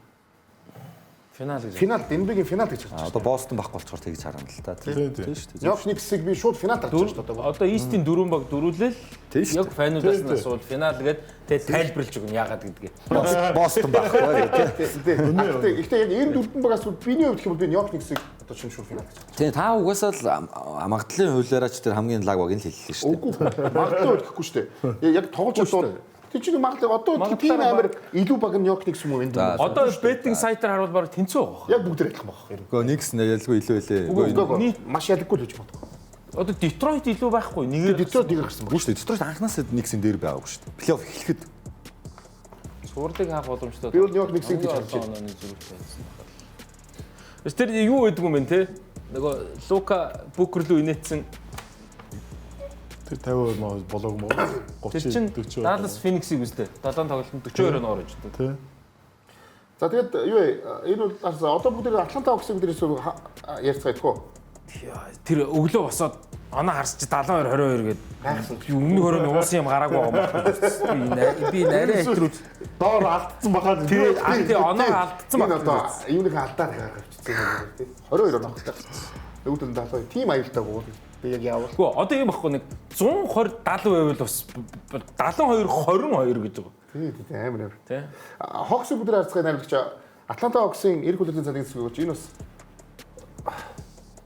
ямар ч солилцоонууд байгээд Куминга тим опшнс болохоор үлдээх л бах та. Гэхдээ эдийн цалингийн давуу уус. Тийм. Өстой давуу юм шиг тийм. Александр Вокч 14 сая доллар. MIP юу? Кил Александр Вокчгийн авах хэрэгтэй байсан шүү дээ.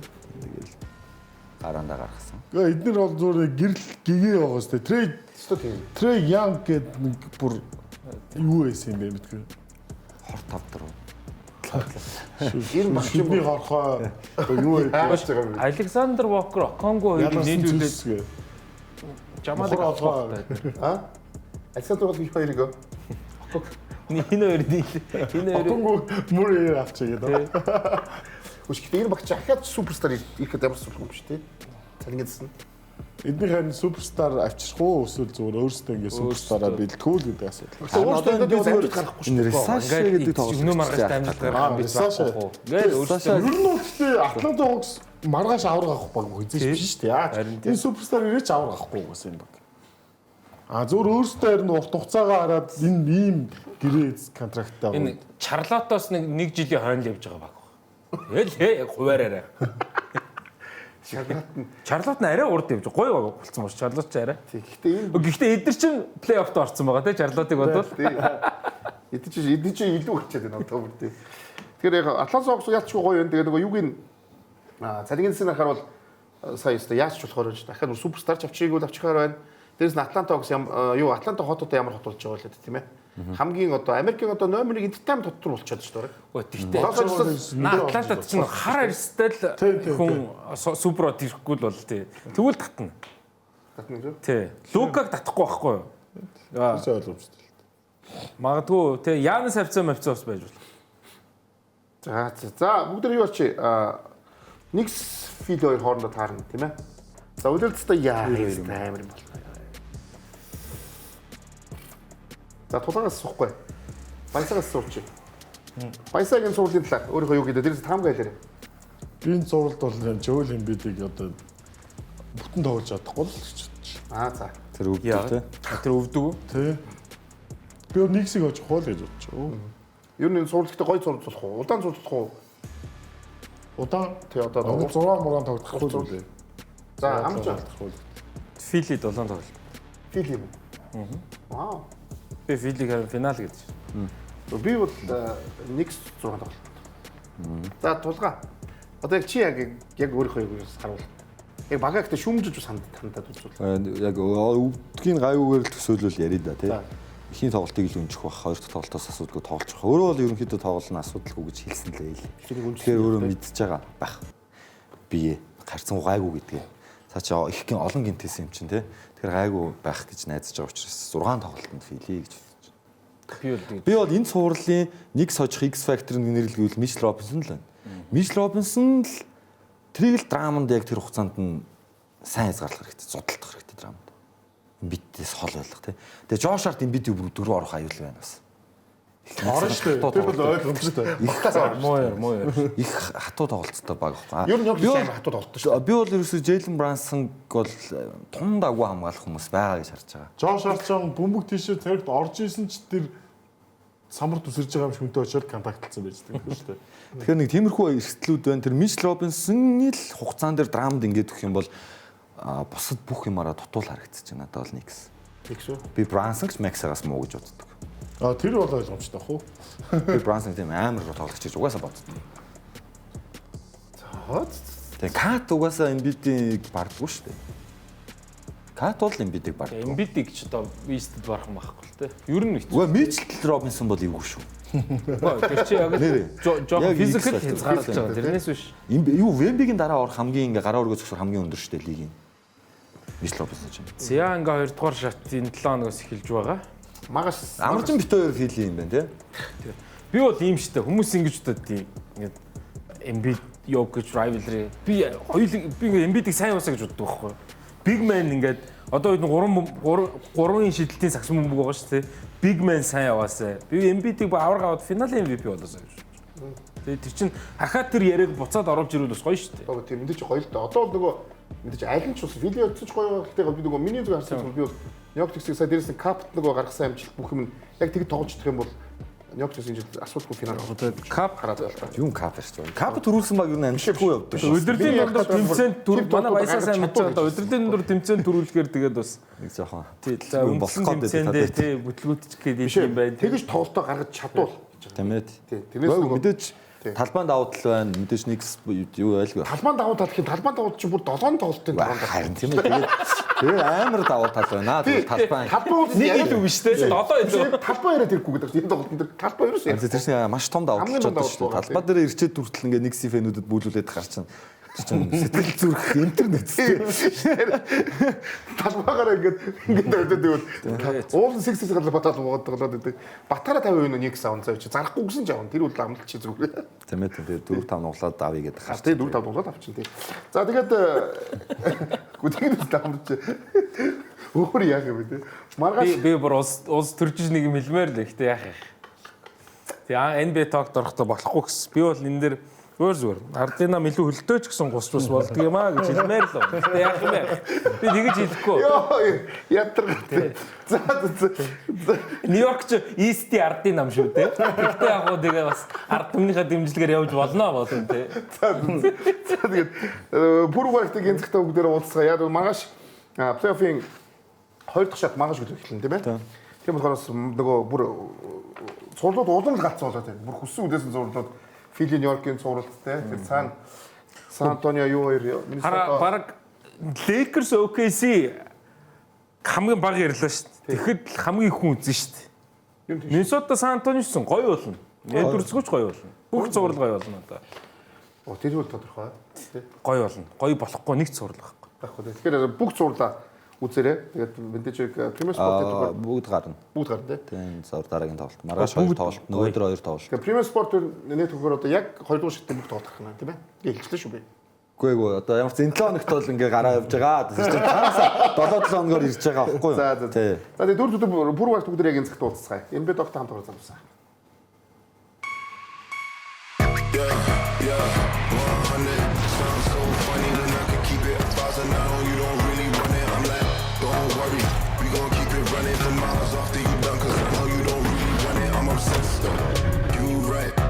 I'm the best though. Too right when they talking, I say let's go. All right, I'm the one they thought they left, but I got it too right. All of my company goes, I feel like 3,000 energies is down on low, cause you know that we bout it. In your dreams, you never in real life, you can't do nothing about it. I heard you say you the greatest, get your vision must be close a little bit.